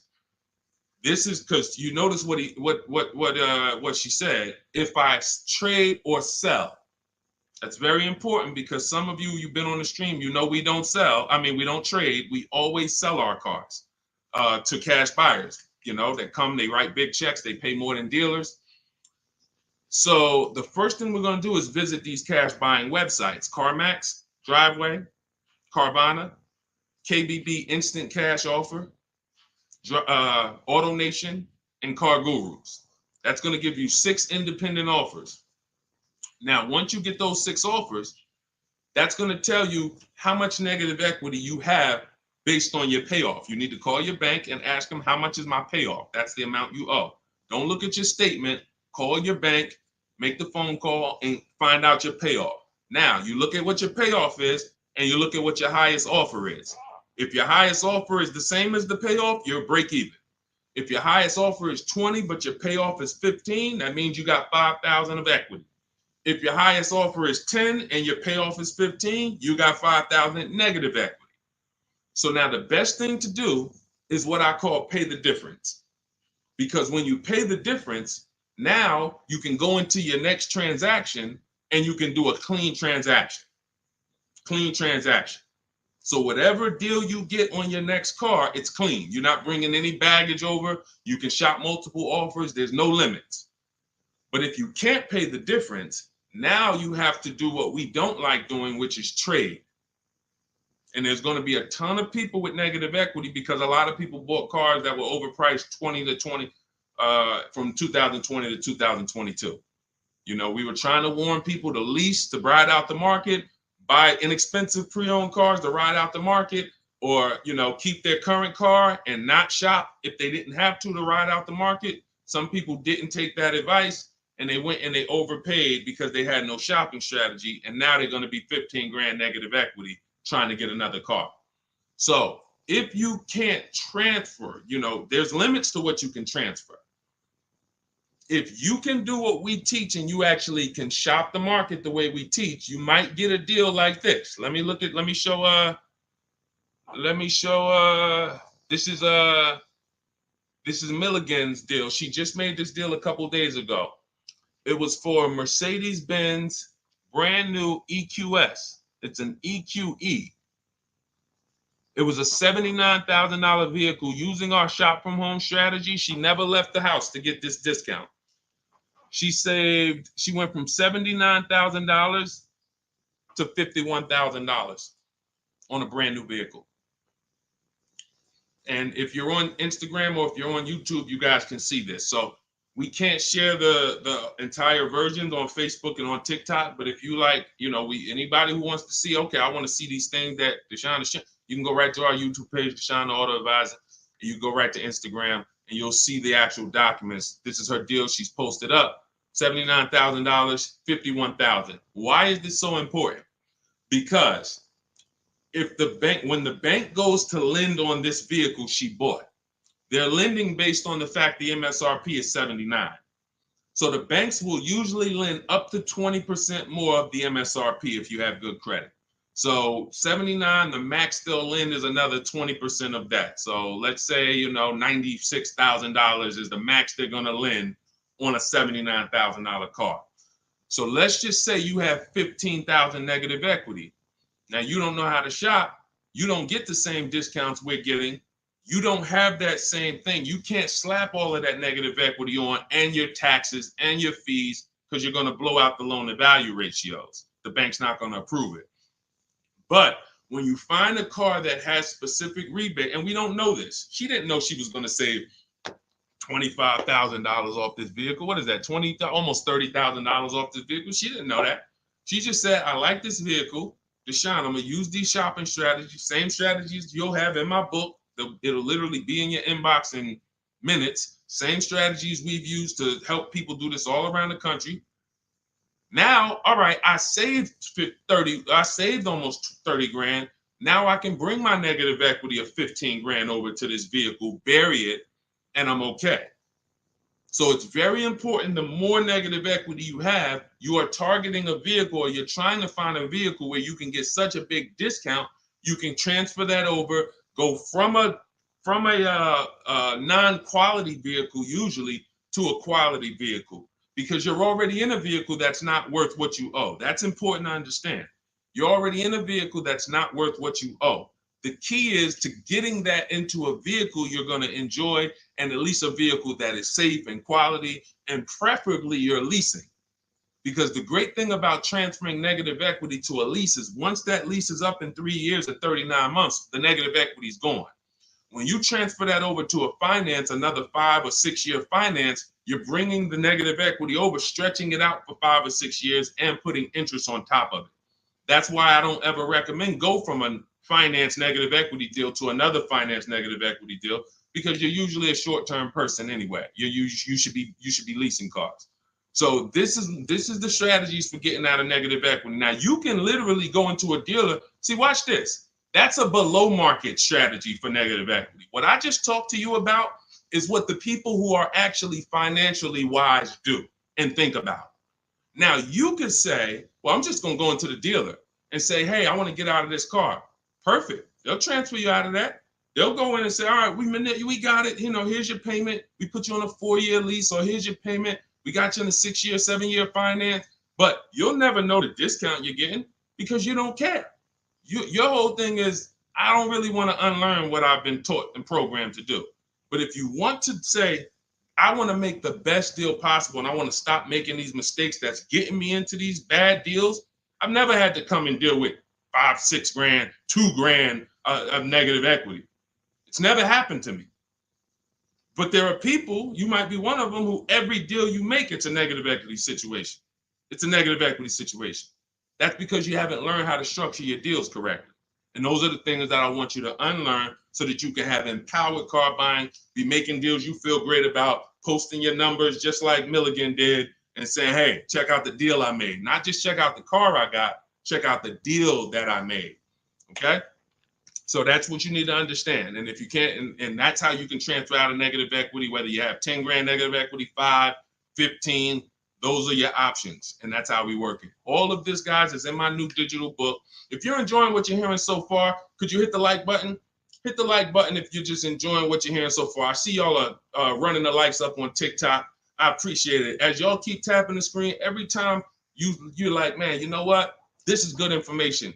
Just hit the like button, start tapping the screen. It means a lot. And again, it shows these social media platforms that they need to get more people over here. Okay? So go ahead, Dolan, shoot the next question up. Keep typing your questions, y'all. We are going to try to get through as many as we can. I see you, Patrice Darden. I see you, Mr. Living Right. I see you, Letitia Cook. Good to see everybody tapping in. What's up, Mex? I see you, Kiki. We're live on 2 TikTok channels too. We're on 2 TikTok channels today. All right, now Roby asks, what's the fastest way to sell a lease? I'm over by 18,000 in miles and have 19 payments left. Okay, here's what I'm gonna give you. I'm gonna give you, this is, now, who has a lease right now that they're pacing to go over their mileage? They're pacing to go over their mileage. Who has a lease right now? You haven't gone over yet, but you're pacing because you're not over until the end of the lease. If you tell the leasing company you're going to drive 12,000 miles per year, then they want the car back with 36,000 miles on it. If you sign for 15,000 miles per year, then they want the car back with 45,000 miles in 3 years. You do a 20,000 mile a year lease. Some of you might have not known you can do high mileage leases. We talk about that all the time. It's only a couple dollars more when you get below market deals. If you're not keeping cars 8 years, the high mileage leases are some of the best things you could be doing. It's literally pennies on the dot, cents on the dollar compared to purchasing, and we never have negative equity, and we drive as much as we want in these new cars. If you're pacing, once you bring the car back, you could do 10,000 miles your first year, 20,000 miles your second year, 8,000 miles your third year, as long as the total at the end doesn't exceed what you told them you were going to spend, then you would be fine. So you're not over your miles, you're pacing to go over your miles. So here's what I'm going to give you, Nairobi, because this is a very, very complex thing when you don't have calculators. When you don't have tools, it's complex unless you're really good at math. But what I'm going to do is I'm going to put this comment on YouTube and Facebook. Now now in my book, I have calculators that I've invented. This is actual software that people who use my books and who have worked with me since 2021 have gotten to use. These are things that I looked around the industry and I saw things that people needed to know that didn't exist. So we had to actually build them out ourselves. And so that's why when you get my digital book, you have access to like 5 different custom calculators that we made that no one else uses. So one of them is this lease penalty calculator. Now, if you're pacing to go over your miles, here's what you got to understand. If you call a dealership, one of the biggest lies that they're going to tell you is, come on in, I'll take care of the mileage, or I'll take care of the penalties, or we'll get you out of the lease. Who's heard that before? Type me if you've heard that.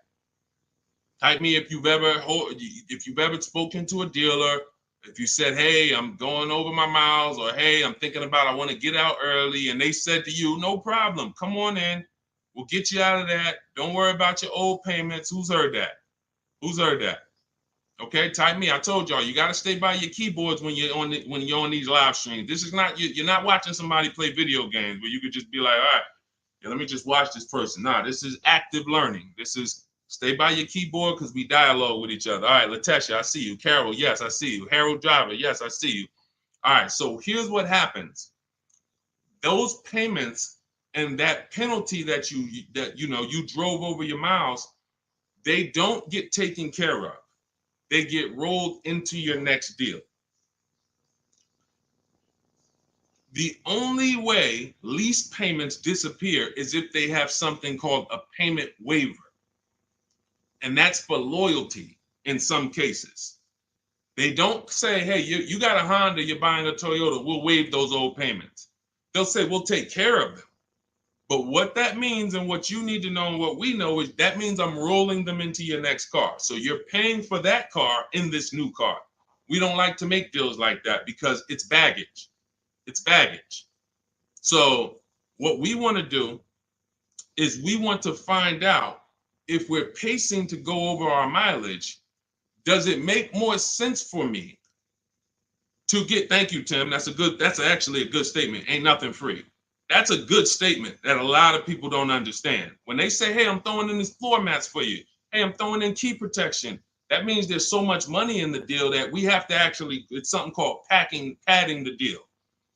The finance manager and the team, they're trying to just pack. We got so much profit in this deal. We need to figure out how to allocate some of this so it's justified So when you hear them say that, oh, he threw in all this, he threw in all of this for me, that means you got a horrible deal. Sorry to tell you, but I got to give you the bad news first so that you understand. All right, it's smoke and mirrors, but I'm not going to make these mistakes again. You have a whole billion-dollar industry that is really hell-bent on keeping you shopping the same way you've been shopping, because it keeps them on the Fortune 500 list. It keeps them publicly trading at a good profit. But our people and the people who listen to us, those of you who locked in, you're going to be the ones that everybody else buying up here, but we buying down here. So let's get back to this point. So you want to see if I'm pacing to go over my mileage, does it make more sense for me to replace the car now? In which case my payments would be due. If I stop my lease 3 months early, and in Nairobi's case, she has 19 payments left. If she was to go and stop her lease now, those 19 payments get billed out immediately. So if she walks into a dealer and says, hey, get me out of this car, they're going to try to either see, can they buy it, or do we make the payments and roll them over? What happens most of the time, and it's usually a better situation, guys, is you would use that lease penalty calculator, you put in how many miles you're driving per month, and it's going to tell you, if you go all the way to the end, this is how much your mileage penalty would be. I had somebody who I work with use that calculator. He found out the mileage penalty would be a little over $2,000. But if he got out now, his payment and mileage penalty would be $5,000. See, first thing we want to do when we find out we're going over mileage is, let me try to get out of this car. Oh, you don't realize that that's a bigger penalty you're paying, breaking the lease early, versus go to mileage, and then you find yourself a below market deal. You get yourself a deal like this. Get yourself a deal like this, because I told you I'm gonna be showing a lot more people. We had so many people get cars over the last couple of days. We gonna be showing these people. Look, this is Melissa. Melissa got a 2025. She got a 15,000 mile a year lease, and oh man, I didn't even when I screenshot her. Hold on. When I screenshot her deal, I didn't open it up with all the details that she shared. So hold on, stay with me, because y'all got to see this. She got a 1.27 lease. And if she would have let's say she was in a situation where she had a $2,000 mileage penalty, it would be simple for her to just literally roll that mileage penalty over here on top of her 1.2% lease. So this was her full deal right here. It says 15,000 miles per year, $597 a month. And look, she sold her old car because she was used to financing. This is the perfect example of someone who was taught never lease, never lease. She paid all this money to finance these cars. She had a 2018 Kia Sorento, and she would normally go in, trade that car in, and then use whatever equity she had, 5,000, 7,000, 8,000, as a down payment towards her next finance. And she just kept doing it over and over and over again, paying high payments, losing her equity. So she discovers me. She finds out she's not keeping cars 8 years. She's like, all right, if I'm not keeping cars 8 years, I'm not breaking Deshone's 8-year rule. I'm going to shop for a lease. So now she shops for her lease. She gets the same car she would have gotten and paid tons of money for, $800-900 a month for, because she was financing it. But now she actually she financed. She gets her new lease, $597 a month. And look, she did her offers, the 6 offers I told y'all to do, 10 minutes ago. $12,000 in equity. So she goes in, she gets the new car, no money down, $597, drives off in a brand new $50,000 vehicle. Then she gets a check and she puts it in her bank for $12,000. It's the way the money moves. If you understand what I'm saying, if you're starting to, even if you don't get it all, if you're starting to understand type of dollar sign, it's the way the money moves. This is already a woman who likes driving newer cars. It's obvious. She has a 2018. She's going to upgrade it. So she would normally just go trade it in, finance another car, keep it another 5-6 years, trade it in, finance another car. It costs big money to finance these cars. It costs huge money. So now what she did is she said, okay, I drive 15,000 miles a year. I'm just going to get a 15,000 mile a year lease. If she would have got a 12,000, payment would have been $25 less. If she needed 18,000 like Jen, look at Jen's deal. Jen needed 18,000. Where's Jen? Here she is. Look, she says $512 a month. She got a CRV hybrid, and some of these vehicles are very in demand. So when you see vehicles that are closer to the 1% leases, these are vehicles that have bigger rebates, more support behind them. And sometimes you see vehicles that are 1.2, 1.3. They have a little less support from the manufacturer, but you still need to shop to get great lease deals because most people are paying, either huge down payments or then, they're paying over 1.5%. Again, let's stay on topic though. If you look at Jen, she said my payment was $512. I bumped it up because I wanted 18,000 miles a year to $563. Look, she shopped the payment. She shopped her deal from home the way we teach. She got 25 dealers to get involved online, never talked to them, got bids, used my email scripts, and she said, okay, my best deal for 12,000 miles is $512 a month. All right, now bump me up to 18,000. So she's getting a lot of people would have just signed the 12,000 and then been talking about penalties that they're paying because they didn't get what they need. We teach something called choosing your mileage wisely. She paid $40-$50 a month and she can drive her 18,000 miles a year, take her trips, do her crossroads, go see her kids in college and not have to worry about anything for $40-something more a month. It's the pennies. That's called being penny wise. Some people will be penny, that's called being dollar wise. Some people will be penny wise. It's called penny wise, dollar foolish. You have to get the mileage you need on a lease. And if you choose your mileage wrong, don't blame the lease. The lease is not a real person. The lease only goes what you put in. If you tell them, work me a lease payment with no money down, that's how they're going to customize it. If you say put the taxes and fees in the payment and give me offers, that's how they're going to customize it. You might have to tell them 2 or 3 times because they're so used to just telling people, hey, we need $5,000 down. So you might have to tell them that, but the lease is based on you. If you say, hey, I need 25,000 miles a year to drive, that's what they're going to quote you. That's what they're going to customize. So we always shop with 12 and then we adjust our mileage later. But that's what you need to see, Nairobi. So you're going to use that calculator I put the link for. It'll tell you whether it makes sense to get out now, later, or at the end. But the last thing I want you to compare that to is the equity assessment. I want you to go to CarMax, go to Driveway, go to Carvana, go to KBB Instant Cash Offer, go to Driveway, go to AutoNation, go to Car Gurus, get those 6 cash offers because you may be able to sell your car. And in which case, if you sell your car, all is forgiven. If you sell your car, there's no penalties, there's no nothing because you're actually transferring the title and the buyer is paying the company off. So do that equity assessment. But when you go to those websites, you must put in, when they ask you, is it a finance, lease, or own, put own. Don't put lease because it triggers something in their websites. Now, if y'all are like, you're like Deshone, I'm not going to remember all of this. Get the blueprint. That everything I'm teaching you is out of my new digital book, Cars from Home, 7 Steps to Saving Time, Money, and Avoiding Dealerships. It's already 5-star rated. Shout out to the people on Goodreads who have reviewed it. We're at a 4.9 rating. We got 4.9 overall, 58 ratings, 40 written reviews. Shout out to everybody who's came and told their story about this book since we launched it a few months ago. And you can go and see what the public is saying about it. This ship has sailed. You can get your copy for 75% off for the next 30 minutes. If you visited the website in my TikTok bio and my Instagram bio, once that gets to 0, there's a countdown, 30 minutes. Once it gets to 0, the price of the book goes back up to $97. It's still worth every dime, but I'd rather you pay $24 instead of $97.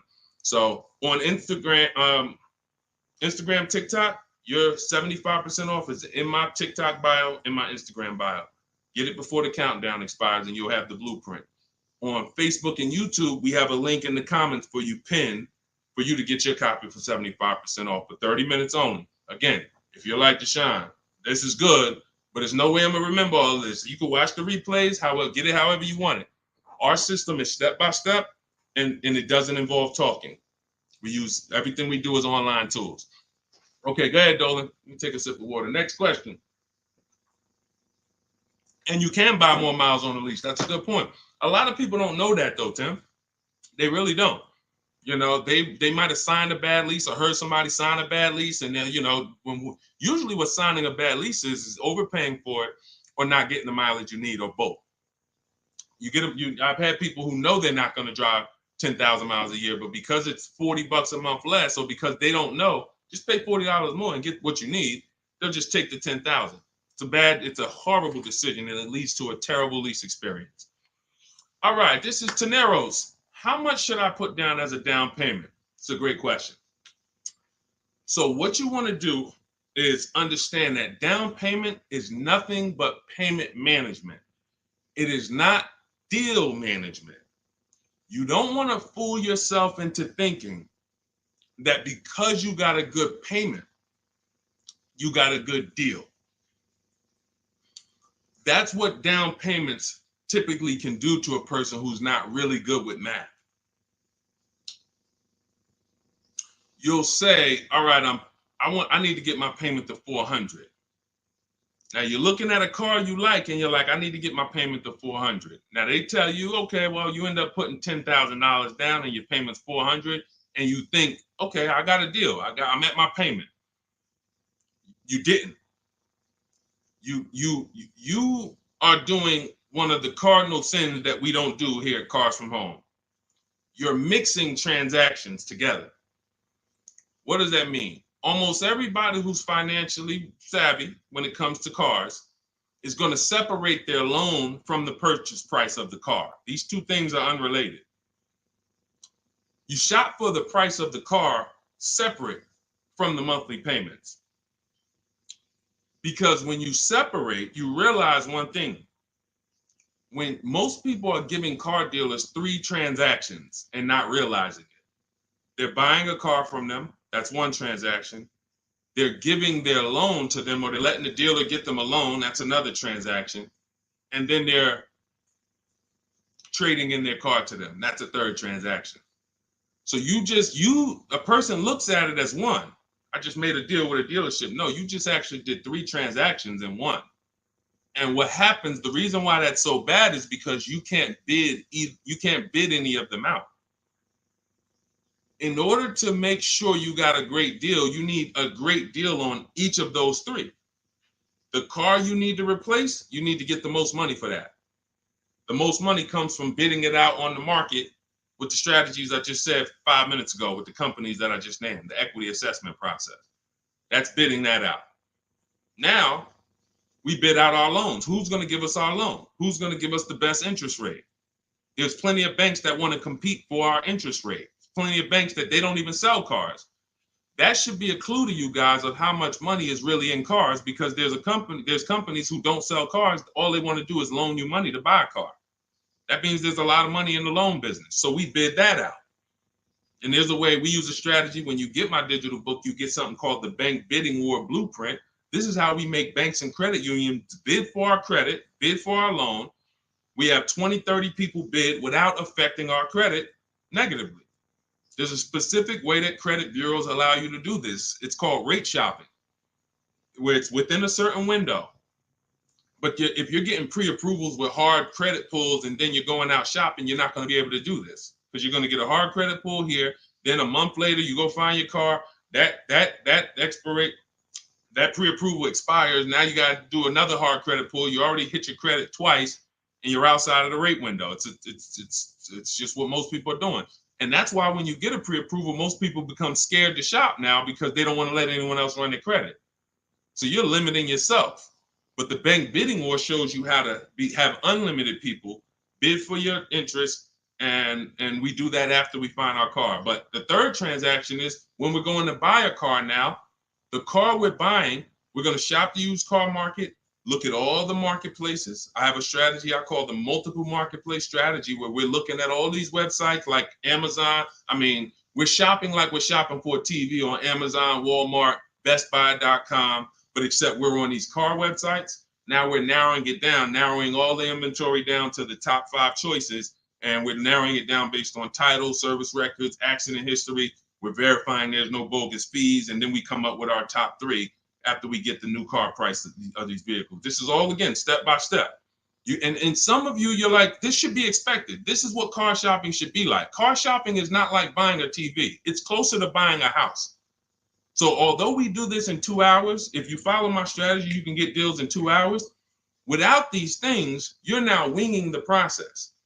But first things first, when you determine when you add to this question was about how much money should I be putting down?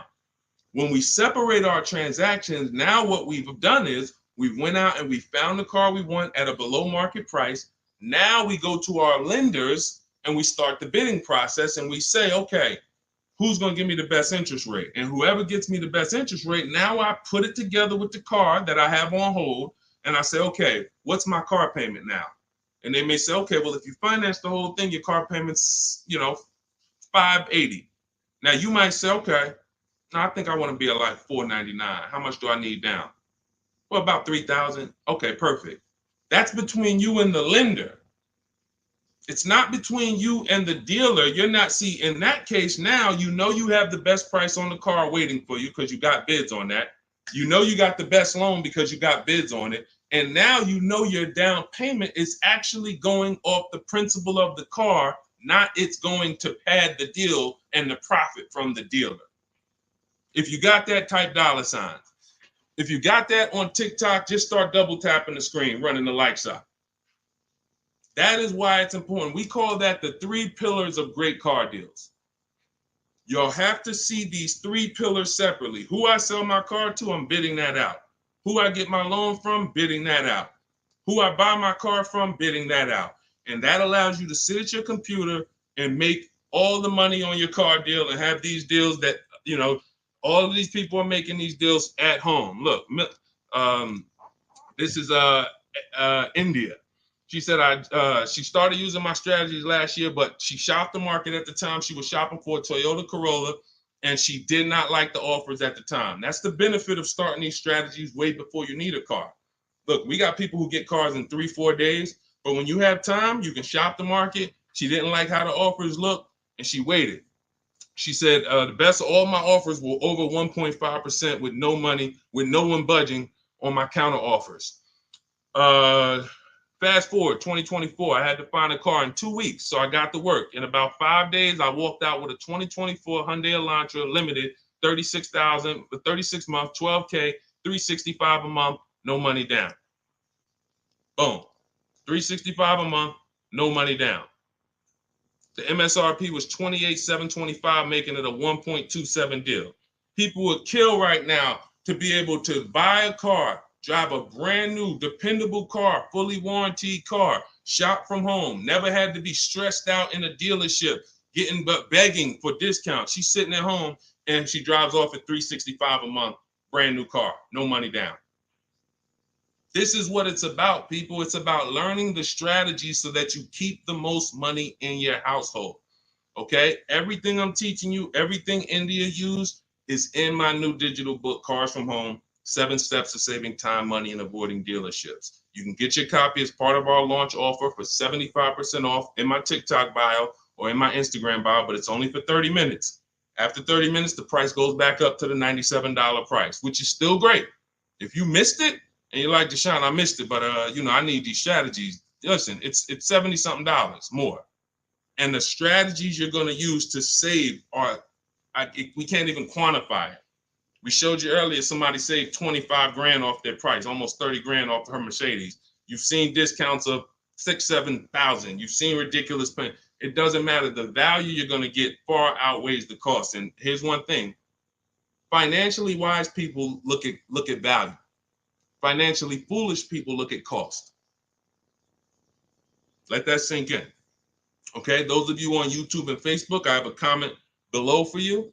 We have a comment pinned. You can hit the link below. You'll see the 75% off. Now, make sure when you get your book at the 75% off, if you get there before the 30 minutes is up, make sure as soon as you purchase, it says screenshot the thank you page. You'll see I put on that page, your book is below. You can click it to open it immediately, save it to your phone, save it to your computer, and I also email you a copy. But I want you to screenshot that page so you can have my support team's email. Every now and then we get people that typing so fast, you actually type your email in wrong. and then you didn't save the book right there on the thank you page. So now, how am I getting my book? You got the support team email. They're 7 days a week. Email, hey, I think I might have typed something wrong. I don't see my book. It's not in my spam folder. Get my team so we can get you the book immediately. So you can have these strategies, protect your family's money, shop with confidence, enjoy car shopping. I enjoy shopping. These people are like, enjoy. Look at what Adina said. Look at what Adina said at the end. She said, thanks to Sean. Hold on. Thanks to Sean for making the car buying process easy. And I want to upload this because it got cut off too. So I'm going to upload this. Thank you for making the car buying process easy. I want you enjoying car shopping. You're about to spend a ton of money. Why should you dread? Look what she said. Last sentence. If you're on Instagram or if you're on YouTube, you can see it. So, all right, Dolan, next question. Let's fly through a couple more. We still got some more time. Come on, y'all, keep typing. Lalia, yes, we send emails out all the time. In fact, everyone who had the book, I literally sent a new copy out to everybody on our list. It was like 9,000 people, maybe a month ago. So, like, go through your email, check your emails from me, because we do that every now and then. Like, we'll literally just update the book and blast the new copy out to everybody who bought one. So check your email, check your spam. You know, I've sent you that book. If you purchased it last year, you've gotten the new book probably at least 2 times, 3 times. We've updated it and sent it out to everybody. Okay, Kevy Kev, good to see you. What are the basic pros and cons of leasing? I know nothing about it, but my husband's considering it. Good question. Let's talk about the cons of leasing first, because I speak a lot about the benefits. The cons of leasing are you always have a payment. Now, some people who buy cars and they always trade them in as soon as they pay them off, or they trade them in before they're paid off, they replace them before they paid off. Like, you know, we had the young lady earlier on the stream. She said, I still owe $18,000. I'm about to go and buy another vehicle. So she's always used to a payment anyway. So that's a con. You're always going to have a payment. Another con is you can't beat the car up and not realize the losses. Now, let me be clear on this. People think when they own a car, they can do anything they want to it and not realize the losses. But I want to be clear. If you follow me, let's say a person buys a car, you own it, you put a lift on it, a big exhaust system, one of the big, the joint is loud. You customize that car. Did you raise the value or lower the value of the car? Type it in. Did you raise the value or lower the car? If a person does all of that stuff, customizes the car, did they raise the value or lower it? Thank you, Cam Newton. Lowered it. So let's say a person was going to sell a car and somebody looked at it and said, hey, how much is you going to pay? You know, they're going to pay $20,000 to buy your car. Now you're like, okay, perfect. Now you go and you do all of this stuff to it, put the engine, put the exhaust on it, boom. You come back 2 days later and you're like, hey, yeah, I want to sell you the car for 20. Now they hear that new exhaust. They hear all that stuff you put on. They're like, nah, I can't give you 20 for that. And that thing probably worth 16 now. I don't know what you do to it. So I'm trying to get you to see what I call the unseen expense. This is depreciation. Everything we talk about when we talk about leasing versus buying, we're taking into account how we're going to avoid major depreciation. But people who purchase don't often think that they don't actually understand that whatever they do to that car, if they drive 40,000 miles on it, they just lost money. If my car was worth 20 today and then I drive 30,000 miles this year, that car is going to be worth 10. I'm destroying the value. So you pay for it either way. So when I say that one of the cons of leasing is that you can't do anything you want to the car, well, you can't without paying for it, but you also can't when you own it without paying for it. But if you do that, you have to restore it to its original condition. Now, another con of leasing is you have to be able to estimate around about how much you're going to drive. So people who are like doing Uber or something, you don't know how much you're going to drive. There's a reason I don't tell business people who do those types of businesses to lease, even though they're not keeping their cars a long time. there's a better structure for you guys. Leasing is not it, because you don't know how much you're going to drive. If you have a good year, you might do 40,000 miles. If you have a bad year or a rough year, you might do 20 or 18,000 miles. So you can't predict it. So with leasing, you have to have an enjoyable leasing experience. You have to have some type of an idea when you're going to, how much you're going to drive. Now, one of the biggest cons to leasing is you can overpay by a lot because it's not transparent. It's not transparent. Could everybody who shares, there are a couple people on here, you always share the broadcast. I appreciate you. We need you. Can you hit the share button, hit that arrow, hit that paper plane, and tag one friend in, just in case they might be going to the dealership tomorrow. We need to make sure that they have what they need to win. So shout out to the sharers. We can't do this without you. Now, when you consider that you can overpay, see, when you get a purchase deal, everything goes on that receipt, the buyer's order. You can plug that into a calculator and you can match those numbers up. You might not be used to doing it, but that bottom line price, you can plug that right into a basic auto loan calculator on hundreds of websites, and you can make sure that your payment matches. You can't do that with a lease. There's all types of potential to hide money in leases. You can hide money in the interest rate. You can hide in the money factor, because you can't use your own financing with a lease. You have to use whatever bank or leasing company the dealership who's running the promotion is using. So that gives us potential to be overcharged for our money factor or our interest rate. There could be rebates on that vehicle, $2,000, $5,000 rebates. Look, when Sean was shopping for his F-150, some of you have seen it. It was a $15,000 rebate, $15,500. He wouldn't have known about that if a dealer's not going to come in and tell him, hey, it's $15,500 rebate on this. No, some dealers might say nothing. They won't even mention it. They'll just try to negotiate. Hey, how much could you, they hoping you say something like this. Can you give me the invoice price? Can you get me to the invoice price? If I could get you the invoice price, can we make a deal today? Yeah, I always heard that, invoice price is a fair deal. Okay, no problem. Let me go get it. So they're not going to tell you anything about, hey, we got $15,000. He didn't ask about the rebates. He didn't ask nothing about rebate. He don't know anything about the rebates. Let's go take off $5,000, get him the invoice price. We're going to make $20,000 profit on this deal. So this is how it works.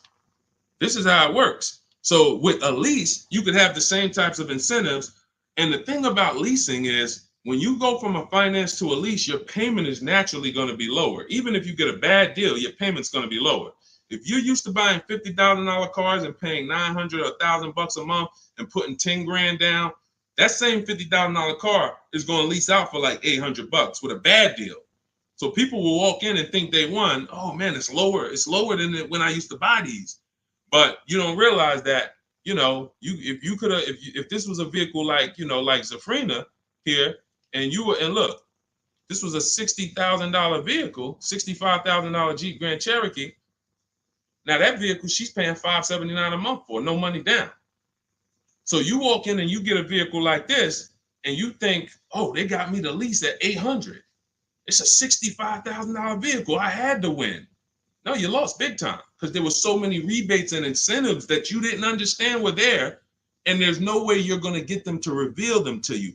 The only way, and I've been in the car business since 2006. I left in 2020, and since then I've been helping people make deals around this country. The only way to reveal what all the rebates are is 2 words: multiple offers. It's the only way.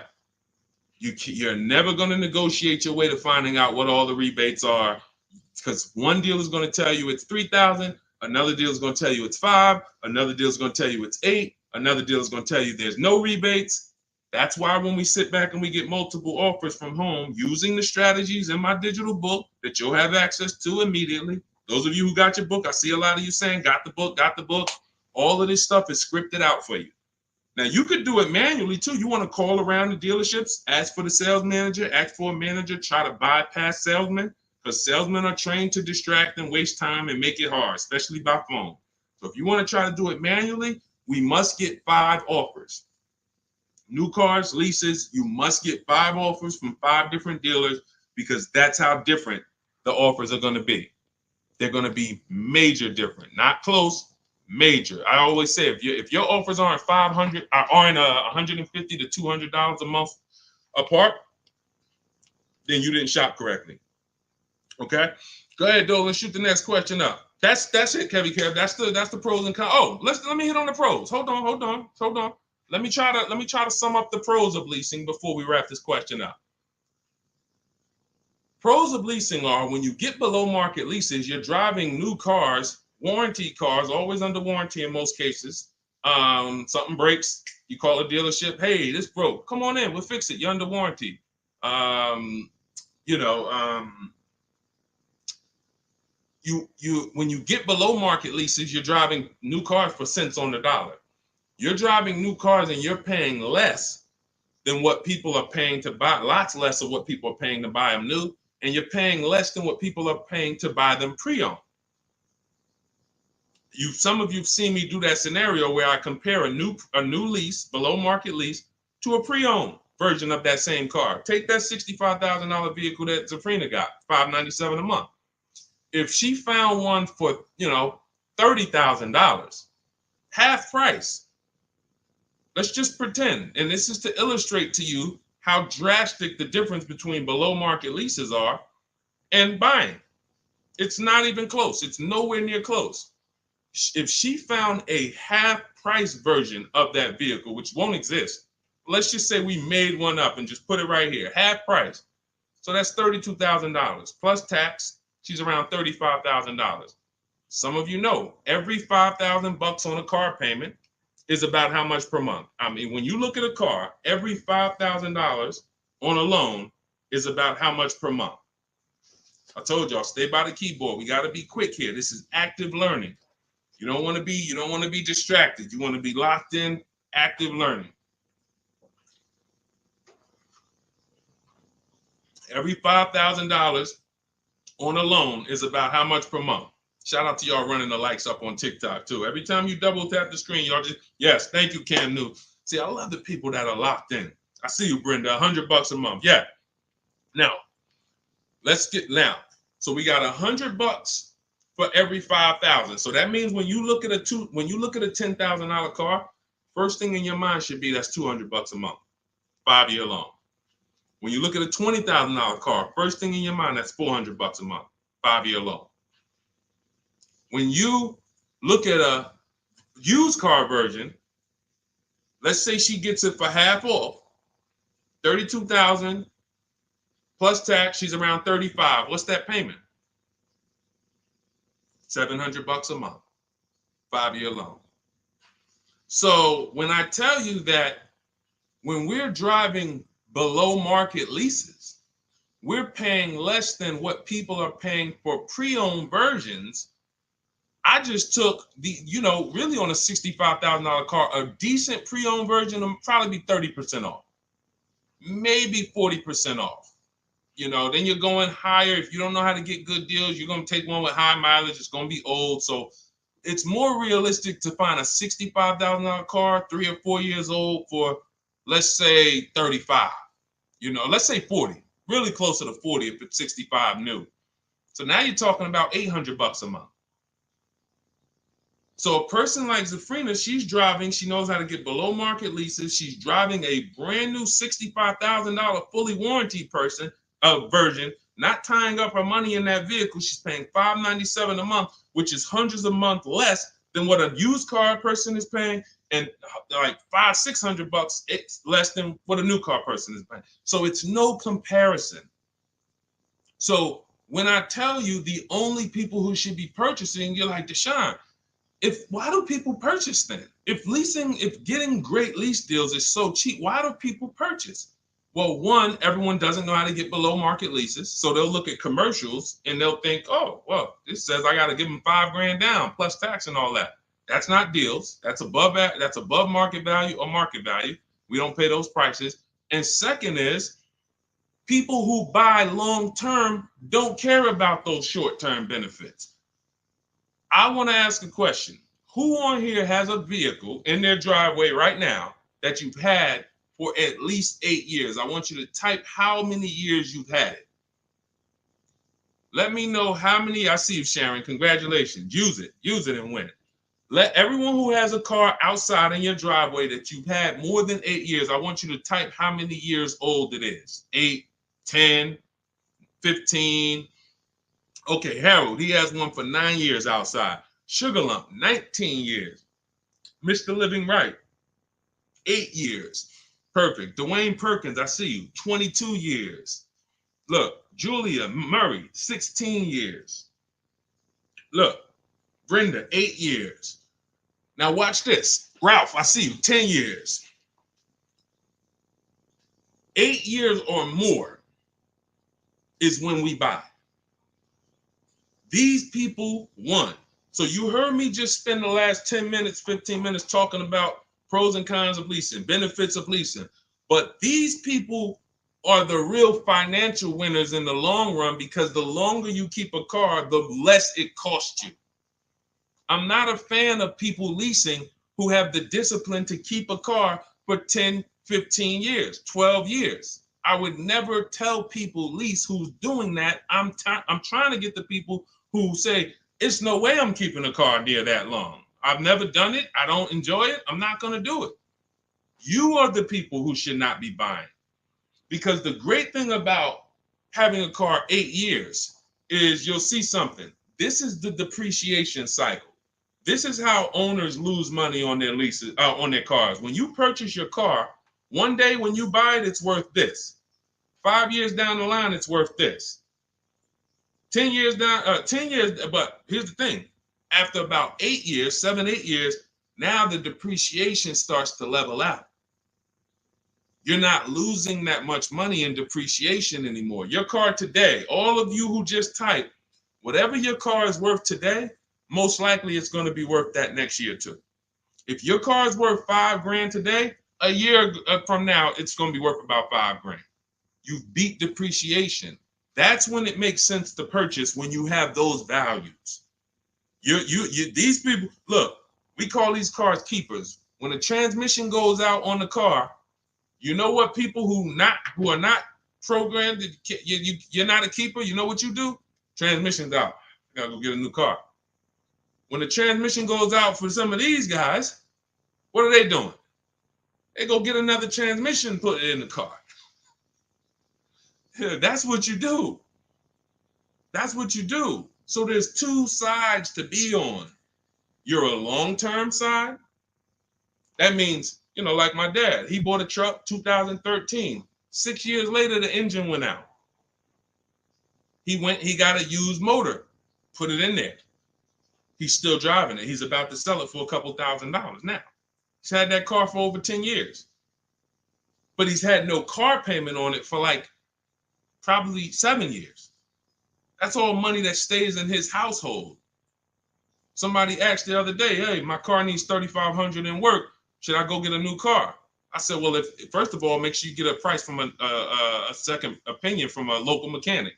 You always get, for work, you always get 2 opinions. But if it costs you $3,500, will that car ride smooth for the next 3 years, 2 years, 3 years?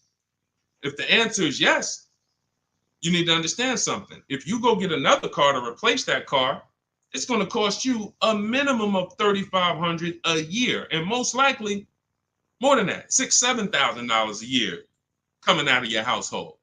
So do you want $3,500 one time and now I got no car payment, I keep my bills low?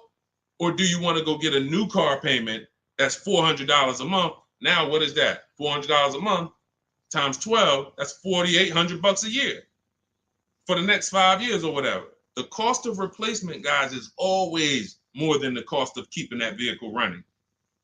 That's why you want to have that car paid off before the 10th birthday, and you want to set aside money for maintenance and repairs. Whatever you were paying on your car payment, $400 a month. All right, my car is paid off. Now take $100 or $200, put it into an emergency fund. So when that car breaks down or something needs, hey, no problem. It's in the emergency fund. But I'm keeping that car, because the longer I keep that car, the less money I pay for a car, the more money I keep in my household. So that's how you purchase, because you're buying a depreciating asset. You have to go long term with it. It's going to go down in value like this sharply for the first 5-6 years. It's going down, losing thousands. But once it levels out, that's when you really want to own it, because now we good. Things paid off. I ain't got to worry about it. But as soon as people come through that deep depreciation, that's when they go and trade the car in, and they do it all over again, over and over again. These are the people who I'm trying to get you to understand leasing. You're in the wrong structure. So it's very simple. You're not keeping your next car 8 years, you should be leasing, shopping for below market leases. You're keeping your next car at least 8 years, you're shopping for a below market purchase. And all of this is in my step-by-step book. This is the first step. Leasing versus buying. I call it the most important question. We got to put your deal on the right foundation, and then we go get a below market deal. So for everything I'm teaching right now is out of my new digital book. You can grab your copy for 75% off. It's normally $97. If you want the entire blueprint, and you guys see the comments, you see the comments people making. Man, get the book. Get the book. You see it. So you can go to, thank God we have approaching 10,000 people who have the book. Thank God. We are getting this in a lot of people's hands. People love the welcome offer. And the same people who are using it would look back and say, Deshone, I would have paid the $97 knowing what I know now and what I'm seeing in this book. But to get it at 75% off, $25, even more value. But it's only for 30 minutes. In my TikTok bio, in my Instagram bio, click that link that says 75% off. In my YouTube comments or Facebook comments, we have a comment pinned for you for your 75% off. But once that timer hits zero, guys, it does go back up to $97, which is the normal price. And it's worth every dime at $97. Okay, so get your copy. Make sure you screenshot the thank you page as soon as you purchase, and make sure you take a record of our support team's email, because sometimes you go and you type it in, you're like, I'm finally going to be able to enjoy car shopping. Man, I'm about to make the best car deal of my life. And you're so excited, you type your email incorrectly, and now it's wrong. And so we can't email you the book. Now, once you get the book, you're going to see, as soon as you pay for it, I say, open your book below. So there's a link right there on that page to actually open the book, and you can save it to your actual, you can save it to your phone.